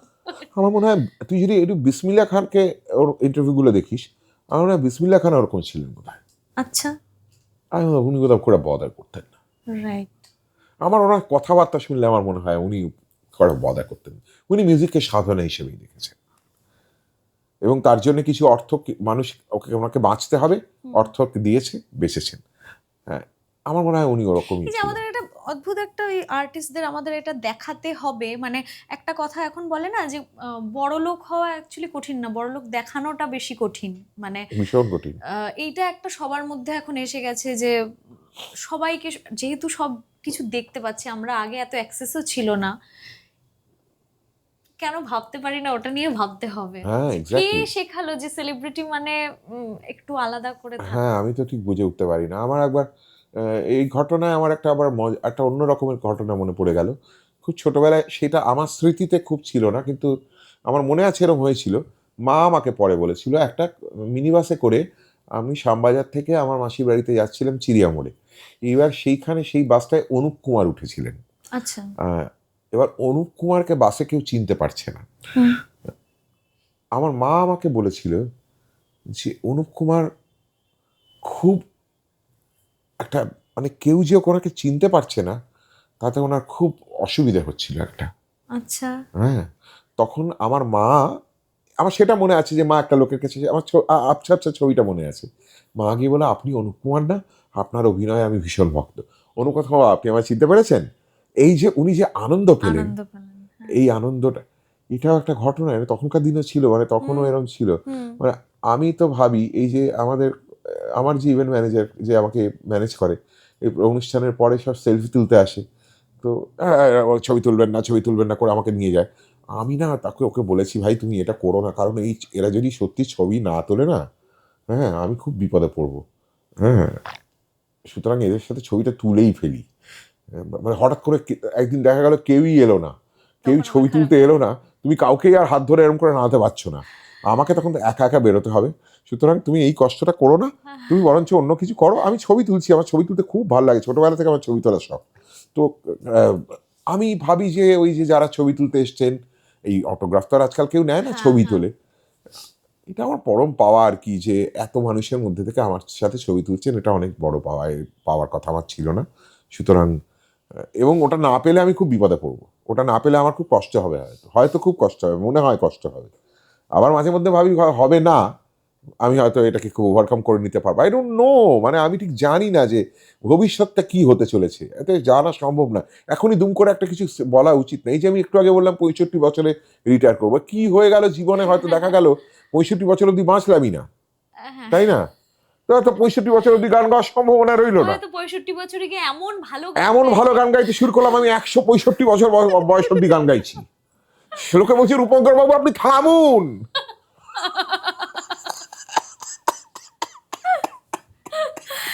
না সেটাই, উরি বাবা। কথা চিন্তা করে তো কোনো মানে হয় না আমরা। না, মানে হয় না, ভবিষ্যৎটা বলা ডিফিকাল্ট, আর ঠিক। খুব ডিফিকাল্ট। এবং কখন, আমরা ওটাই চাই প্রেডিক্ট করতে যে হ্যাঁ, কখন যে কি ভবিষ্যতে- হবে, কখন আমি কিরকম হয়ে যাব, কি করে বলবো? তা নয় কি আর এত ব্লান্ডার করি? যদি আগে থেকে সব জানতাম তাহলে কি ব্লান্ডার করতাম না। না সে তো ঠিক। আচ্ছা, এই যে শিল্পী নিয়ে অনেক কথা হচ্ছিল, কখনো কি ভেবেছো যে যদি গান না গাইতে বা শিল্পী না হতে তাহলে কি করতে? আমি অ্যাক্টর হতাম। অ্যাক্টর হতে? আমি গুড অ্যাক্টর, ভালো অ্যাক্টর। হ্যাঁ মানে তুমি তো মানে তাহলে সেইটাকেই মানে গানটা বেশি ভালোবাসো বলে। হ্যাঁ, ওকে। আর যদি অ্যাক্টর না হতাম, আমি স্ক্রিপ্ট রাইটার হতাম। আচ্ছা, মানে তোমার এই ক্রিয়েটিভ দিকেই তোমার যদি স্ক্রিপ্ট রাইটার না হতাম, তাহলে ক্লার্ক হতাম। মানে কিসের এমনি? একটা সরকারি অফিসের ক্লার্ক। রোজ সকাল 10টায় একটা ট্রামে করে অফিসে যেতাম, বিকেল 5টায় ফিরে আসতাম। বিয়ে করতাম না, আর একটা মেসে থাকতাম। কেন বিয়ে হঠাৎ? হ্যাঁ, এটা আমার স্বপ্ন ছিল, মানে এটা একটা বিয়ে স্বপ্ন করবে ছিল। না এটা স্বপ্ন হ্যাঁ, ছিল? একটা মেসে থাকবো, আর একটা ছেঁড়া গেঞ্জি আর একটা পাজামা পরে, নোংরা পাজামা পরে, যেটা আমি প্রায় 15 দিন কাচিনি আর কি, এরকম একটা পাজামা পরে আমি একটা খাটের, খুব জীর্ণ একটা খাটের মধ্যে শুয়ে থাকবো, আর ওপরে একটা পাখা চলবে, সে পাখাটা ক্যাঁচ ক্যাঁচ ক্যাঁচ ক্যাঁচ করে একটা আওয়াজ হয়। আর পাখাটা কোনোদিনই 6-এ চলে না, ওটা সবসময় 3 বা 4-এ চলে। আর পাখাটার দিকে তাকিয়ে থাকবো, ভাবতে ভাবতে রাত হয়ে যাবে। তারপর আমি নিচে নামবো, পাশের একটা হোটেলে ঢুকে ভাত খাবো, খেয়ে এসে আবার ঘুমিয়ে পড়বো। আবার পরের দিন সকালবেলা উঠে দাঁত ফাত মেজে কচুরি আর আলুর তরকারি খেয়ে অফিসে চলে যাবো। তুমি গল্প লেখো না? না লিখি। মানে অদ্ভুত ভাবছিলাম যে তুমি যেমন এটাও ভেবেছো নিজে এটা করতে, আবার এটাও ভেবেছো হলিউডের স্টার হিসেবে। ভাবা কতবার, কতবার। খেলা দেখতে দেখতে ভেবেছি। আমি তো ভীষণ রবি শাস্ত্রীর ফ্যান, রবি শাস্ত্রীর ভয়ঙ্কর ভক্ত ছিলাম। এবং পরবর্তীকালে মানে শচীনেরও খুব ভক্ত।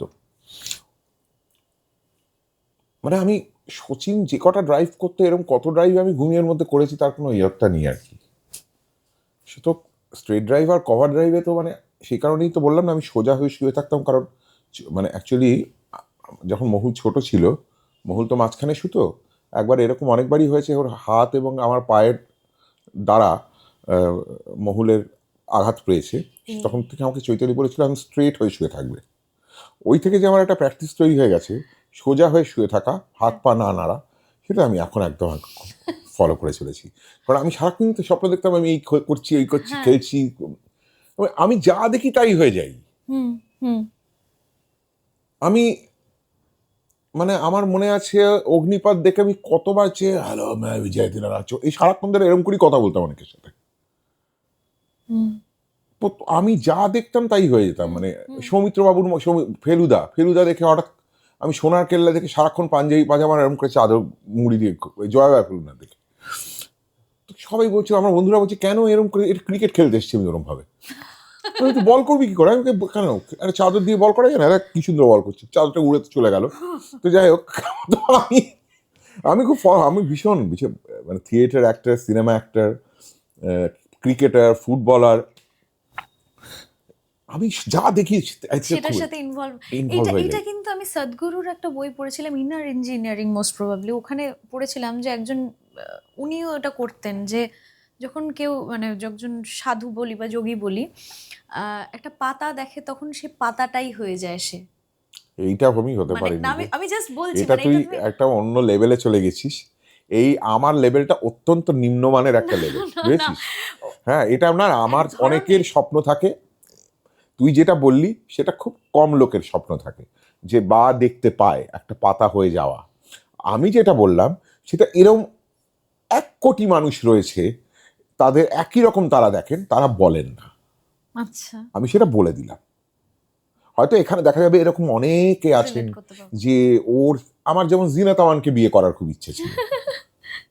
আচ্ছা, আমি জিনাত আমানের খুব ভক্ত ছিলাম। হ্যাঁ। She was very sexy woman. আমার জিনাত আমানকে খুব ভালো লাগতো। তো আমার ভালো লাগতো জিনাত আমানকে, আমার রেখাকে বিয়ে করার খুব শখ ছিল। তো আবার আমি বিয়ে করবো না, এটাও এটাও ভেবেছিলাম। ভেবেছিলে? আচ্ছা, বিয়ের মানুষের তো নানা রকমের নানা রকম শেডস থাকে। এরকমই এরকমই এরকমই এরকমই হবে তার কোনো মানে নেই। একদম। এরকম হতে পারে, এরকম হতে পারে, ওরম হতে পারে, ওরম হতে পারে, নানা রকম জিনিস নিয়ে তো একটা মানুষ। ঠিক ঠিক ঠিক। বিয়ের প্রসঙ্গ যেহেতু আসলো এবং অভিনয়ের কথাও এলো, তোমার তো বোধহয় অভিনয় করতে, নাটক করতে গিয়ে চৈতালির সাথে প্রেম, হ্যাঁ। এটা অনেক জায়গায় বলেছো জানি, হ্যাঁ। তাও একটু আবার শুনতে চাই। চৈতালির সাথে প্রেম মানে চৈতালি মানে তুমি ভেবেছিলে বিয়ে করবে না? হ্যাঁ, আমি বিয়ে করবো না ভেবেছি। খুব লিড একটা রোল করতো, আর প্রচন্ড জ্ঞান দিত সবাইকে, যেটা এখনো দেয়। হ্যাঁ। এবং এত জ্ঞান দিত, আমাকেও জ্ঞান দিত, প্রচন্ড জ্ঞানটা দিতে দিতে একদিন আমি খুব রেগে টেগে বলেছি, বেশি জ্ঞান আমায় দিবি না, বড্ড পাকামি করছিস। তো তখন ও আমায় বললো, তোর সাথে আমার তোর তো সাহস কম না? ও চিরকালই একটু মানে মানে এরকম চৈতালি গল্প ছিল হচ্ছে, আমরা থিয়েটারের বন্ধুরা হয়তো আরজিকর দিয়ে যাচ্ছি, শ্যামবাজারে কোনো গোলমাল হয়েছে, আমরা আলোচনা করতাম ও বোধহয় চৈতালি কাউকে মেরেছে। এইটা এরকম ছিল আর কি চৈতালি। তো এখন ওরা, তুই আমার সাথে পরের রোববার, আমার অফিস থাকে না, বিকেলবেলায় তোর তো কিন্তু বেকার কোনো কাজ নেই, শ্যামবাজারে মোড়ে চলে আসবি, তোর সাথে দরকার আছে। আমার মুখের ওপর কথা বলার সাহস তো পৃথিবীতে কারোর হয়নি, তোর হলো কি করে? তো আমি তো ভয়ে ভয়ে গেছি। তারপরে যেটা হলো উল্টো হয়ে গেল, মানে ও কিছুই আমায় বললো না, ওর সাথে আমি চলে গেলাম প্রেসিডেন্সি কলেজে। প্রেসিডেন্সি কলেজের ওই ছুটি ছিল বলে ফাঁকা ওই চাতালগুলোতে বসে আমি বক শুরু করলাম, যেটা আমি কোনোদিন কারোর সাথে শেয়ার, মানে এমন আমি খুব একটা কথা বলতাম না কারোর সাথে, সবাই আমাকে বলতো বেশি, আমি বলতাম না। মানে যখন সন্ধে হয়ে গেল তখন আমরা কফি হাউসে গেলাম, সেখানেও একই জিনিস, একটা কফি ইনফিউশন আর একটা ও বোধহয় কিছু সিঙ্গারা কফি টফি খাচ্ছিল। সেখানে বসে ওই কথা বলতে বলতে বলতে শুধু দেখলাম আমি কথা বলছি, এবং আমি এত কথা বলছি যা কথা আমি কোনোদিন বলিনি। যখন বাড়ি ফিরে এলাম তখন মানে নামলাম শ্যামবাজারে, আমি নেমে যাচ্ছি, ও চলে যাবে, ও বেলঘড়িয়া থাকতো, ডানলাপে যাবে। আমি শ্যামবাজারে বললাম চললাম, বললো তোর কি আরও কিছু বলার আছে? হ্যাঁ, আরও অনেক কিছু বক্তব্য আছে আমার। তাহলে কাল পরের রোববার। ঠিক আছে। তো এই পরের রোববার করতে করতে আমাদের প্রেম হয়ে গেল, বিয়ে করে ফেললাম। এই আর কি, রোববার করে মিট করতাম না, তো আর কোনো উপায় ছিল না, ওরও সময় ছিল না, আমার সময় ছিল, আমি বেকার, তো খুব ব্যস্ত ছিল। মানে তুমি সিঙ্গার হওয়ার আগে তুমি তার মানে নাটকটাই করবে বলে ভেবে? না, আমি গায়কই হতে চেয়েছিলাম। আচ্ছা। আমাকে হঠাৎ করে অফার দিল শুভ, যার কথা বলছিলাম, শুভ অফার দিল যে বিভাস চক্রবর্তী একটা নাটক করছেন তীর্থযাত্রা, তাতে এমন একজন অ্যাক্টরকে প্রয়োজন যে একটু অভিনয় করতে পারে, হারমোনিয়াম বাজাতে পারে এবং গান গাইতে পারে। বিশেষত প্রয়োজনীয় হচ্ছে হারমোনিয়াম বাজানো, স্টেজের ওপর ছোট হারমোনিয়াম গলায় ঝুলিয়ে বাজাতে হবে। ও আচ্ছা আচ্ছা আচ্ছা। এবং 50 টাকা করে পার্শ্বয় দেবে। কোন সাল? এটা হচ্ছে 1994। মানে 50 আমি ভ্যালির 50 রুপিস, অনেক টাকা 50 রুপিস তখন। তো কিন্তু দেয়নি আমাকে, কোনোদিন পাইনি। তারপর থিয়েটারের নেশা না গাঁজার নেশার মতো। থিয়েটারের নেশা যদি একবার ধরে, তাই হ্যাঁ, থিয়েটারের নেশা যদি ধরে তখন আর টাকা পয়সা মাথায় থাকে না। তখন মনে হয় থিয়েটারই করবো, সমাজ বদলে দেবো, সব পাল্টে দেবো। এমন কথা বলো যে কেউ আগে বলেনি। ওগুলো ফেক মাইন্ড ওয়াশ সেগুলো, যারা দাদারা সব করেন, দাদা দিদিরা, যারা আপাতভাবে নিজেদের কমিউনিস্ট বলে মনে করেন, করতেন তখন, এবং মাইন্ড ওয়াশ করতেন যে এইগুলো করে সব বদলে দেওয়া যায়। তো ওই একটা ব্রেন ওয়াশ হয়ে যায় আর কি। এবং তারপরে মনে হয় যে আমি একাডেমিতে ঢুকছি মানে আমি একটা বিপ্লবী, আমি একাডেমি থেকে বেরোচ্ছি মানে আমি একটা বিপ্লবী, আমি সব পাল্টে দেবো, আমি সব কিছু করে ফেলতে পারি। আমি এখন সিগারেটটা ধরাচ্ছি, আমি এখন রুদ্রপ্রসাদ সেনগুপ্ত, আমি এখন অজিতেশ বন্দ্যোপাধ্যায়, উৎপল দত্ত। সেগুলো সবই মিথ্যে।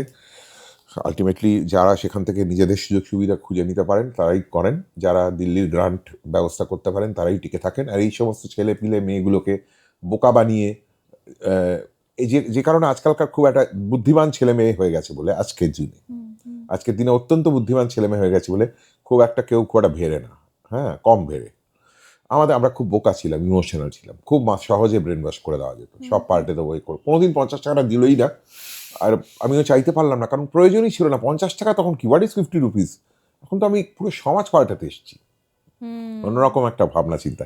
ইটস অল ভেগ, একটা ফেক অনেকটাই। একটু আগে তুই বলছিলিস মুখোশের কথা, দিস আর অল মুখোশ। থিয়েটারের জগতে মুখোশে ভর্তি, মিউজিকে তাও মুখোশ কম আমি বলবো, তার কারণ মিউজিকে একটা টাকা পয়সার লেনদেন আছে, তো একটা প্রফেশনাল ব্যাপার আছে, ভীষণ প্রফেশনাল ব্যাপার আছে বলে মুখোশটা অতটা তুই দেখাতে পারবি না। কিন্তু থিয়েটারে কোনো পয়সার জন্য না, শুধুমাত্র ক্ষমতা। থিয়েটারে কোনো পয়সা নেই, কোনো টাকা পয়সা নেই, কেউ রোজগার থিয়েটার করে খুব বড় লোক হয়েছে কোনো লোক পাবি না। ক্ষমতা, আমার এই ক্ষমতাটা আছে, আমার ডাকে 50টা ছেলে মেয়ে চলে আসবে, এই ক্ষমতার একটা ব্যাপার আছে। তো সেটা তো তখন আমাদের ব্রেন ওয়াশ হয়েছিল। পরবর্তীকালে আমি বুঝলাম যে এটা তো আমি বেশি দিন চালাতে পারবো না, কারণ আমাকে রোজগার করতে হবে। সে কারণে আমি আর কন্টিনিউ করিনি। কিন্তু থিয়েটার যে নেশা বললাম, এই কারণে আমরা এখন একটা দল তৈরি করে ফেলেছি, আমি আর চৈতালি, বহুদিন হয়ে গেল, 2013 থেকে, কৃষ্টি পটুয়া বলে। সেই দলে আমরা নাটক করে যাচ্ছি এবং প্রত্যেকটি শোতে আমরা প্রায় 20,000 টাকার মতো করে লস করি, এবং তারপরেও আমরা শো করি। এটাই হচ্ছে থিয়েটার, এটাই হচ্ছে থিয়েটার। ভালো লাগার হ্যাঁ, আমি লস করি, লস করার জন্য থিয়েটার করি, প্রত্যেকটা শোতেই লস করি, কিন্তু করে যাই।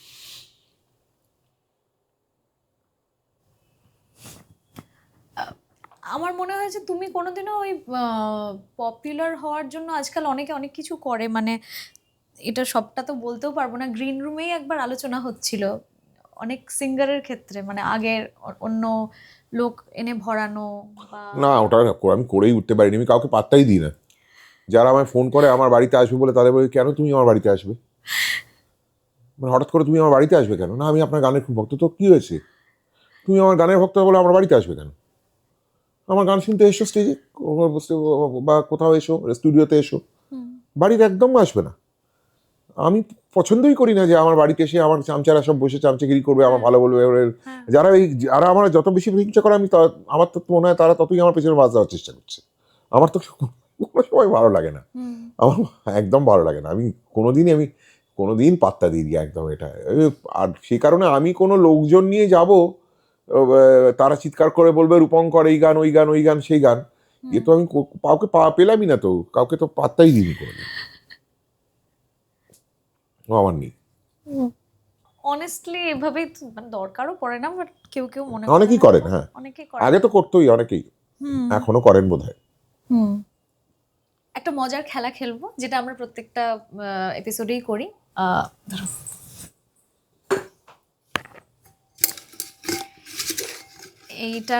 এই খেলাটার নাম হলো দ্য বোল গেম। আচ্ছা, হ্যাঁ, এই বোলের মধ্যে অনেকগুলো প্রশ্ন আছে, তুমি 3টে প্রশ্ন তুলবো। হ্যাঁ। প্রথম হচ্ছে, সারাদিনে কত ঘন্টা ফোন ইউজ করো অ্যাভারেজ? 24 থেকে 8 বাদ দিলে কত থাকে? 24 ষোলো, থেকে ষোলো। 16 ঘন্টা ইউজ করি। আচ্ছা 8 ঘন্টা ঘুমোই। আচ্ছা।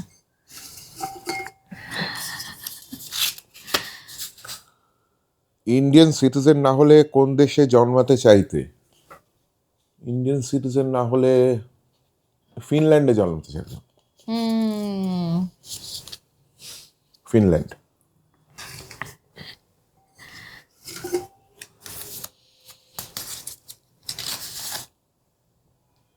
Greatest fear?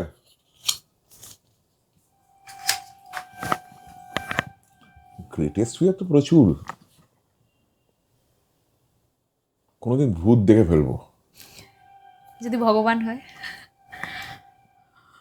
হতেও পারে, সেটা তো ভয় পেতে পারি। দুটোতেই ভয় পাবো। ভগবান বা ভূত কাউকে একটা দেখে যদি ফেলি হ্যাঁ, তাহলে এই ভয়টা আছে যে যদি দেখে ফেলি তাহলে আমার ভয় ছিল। ভীষণ ভয় করে। যদি দেখে ফেলি কি হবে, তখন কি করব, তাই না? হ্যাঁ ভগবান ভূত কাকে কে তখন বুঝতে পারবো না কে ভগবান কে ভূত। হ্যাঁ তিনি যতক্ষণ না বলছেন, না হ্যাঁ মানে দেখে বোঝা জানি না কিরম দেখ, মানে ভগবানকে কিরম দেখতে হয়। কিন্তু মানে কি একটা সুন্দর দেখতে হয়, আর ভূতকে কি খুব খারাপ দেখতে হয়, কি ভূতকেও ভালো দেখতে হয়, ভগবানকেও ভালো দেখতে হয়, না ভূতকেও খারাপ দেখতে হয়, ভগবানকেও খারাপ দেখতে হয়, এটা জানি না কোনোটাই। রাইট। যদি জানতাম তাহলে একটা ব্যাপার ছিল। হঠাৎ করে যদি ভূত বা ভগবান দেখে ফেলি, কেলোর কীর্তি হয়ে যাবে। এই এই উত্তরটা আমি এক্সপেক্ট করিনি। না থ্যাংক ইউ, অনেকক্ষণ আলোচনা করলাম, অনেক বিষয় নিয়ে কথা হলো।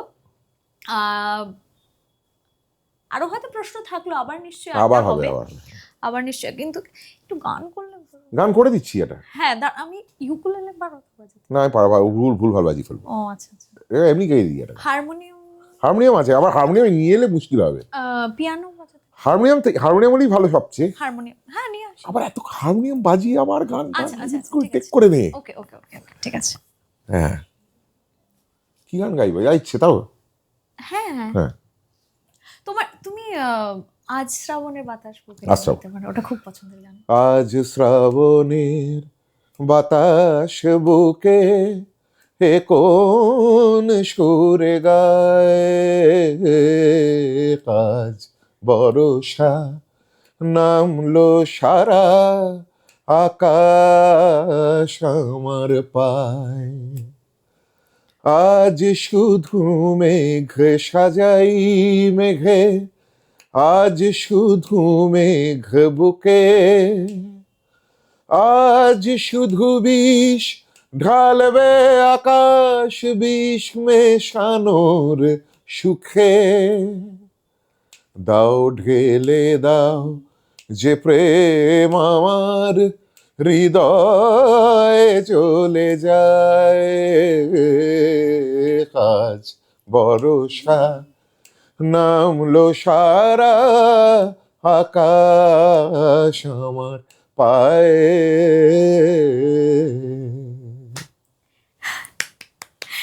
এই যে তোমাকে বললাম এবং ঝাট করে তুমি গেয়ে দিলে, আমরা গাইতে গেলে একটু এদিক ওদিক আসলে আমিও একটু এদিক ওদিক করতে চাই, হ্যাঁ। কিন্তু সেটা করার পরেও দেখেছি আমি ওটা না করেও যেটা গাইবো, ওটা করেও আমি সেটাই গাইবো। আচ্ছা। তার থেকে ওটা আগেরটা করে নেই বেটার কিছু হবে না আমার। আমি ওই জন্য অনেক মিউজিক ডাইরেক্টরদেরও বলি যে আমার ফার্স্ট টেকটাকে রেখে দিও, তারপর তুমি টেক নাও। আমার ফার্স্ট টেকটা রেখে দিও, কারণ ওটা সবচেয়ে বেটার টেক। আচ্ছা, মানে যারা জুনিয়র হয়, সিনিয়রদের বলতে পারি না, পারো না। হ্যাঁ যারা জুনিয়র হয়, একটু অনেক জুনিয়র ছেলে মেয়ে ডাকে, তো তাদের বলে দিই ফার্স্ট টেকটা রেখে দিই, এই আর কি। থ্যাংক ইউ এতক্ষণ সময় দেওয়ার জন্য। ধন্যবাদ। ছোট্ট উপহার, dark chocolate. Thank you so much. Thank you. Thank you so much. Let's talk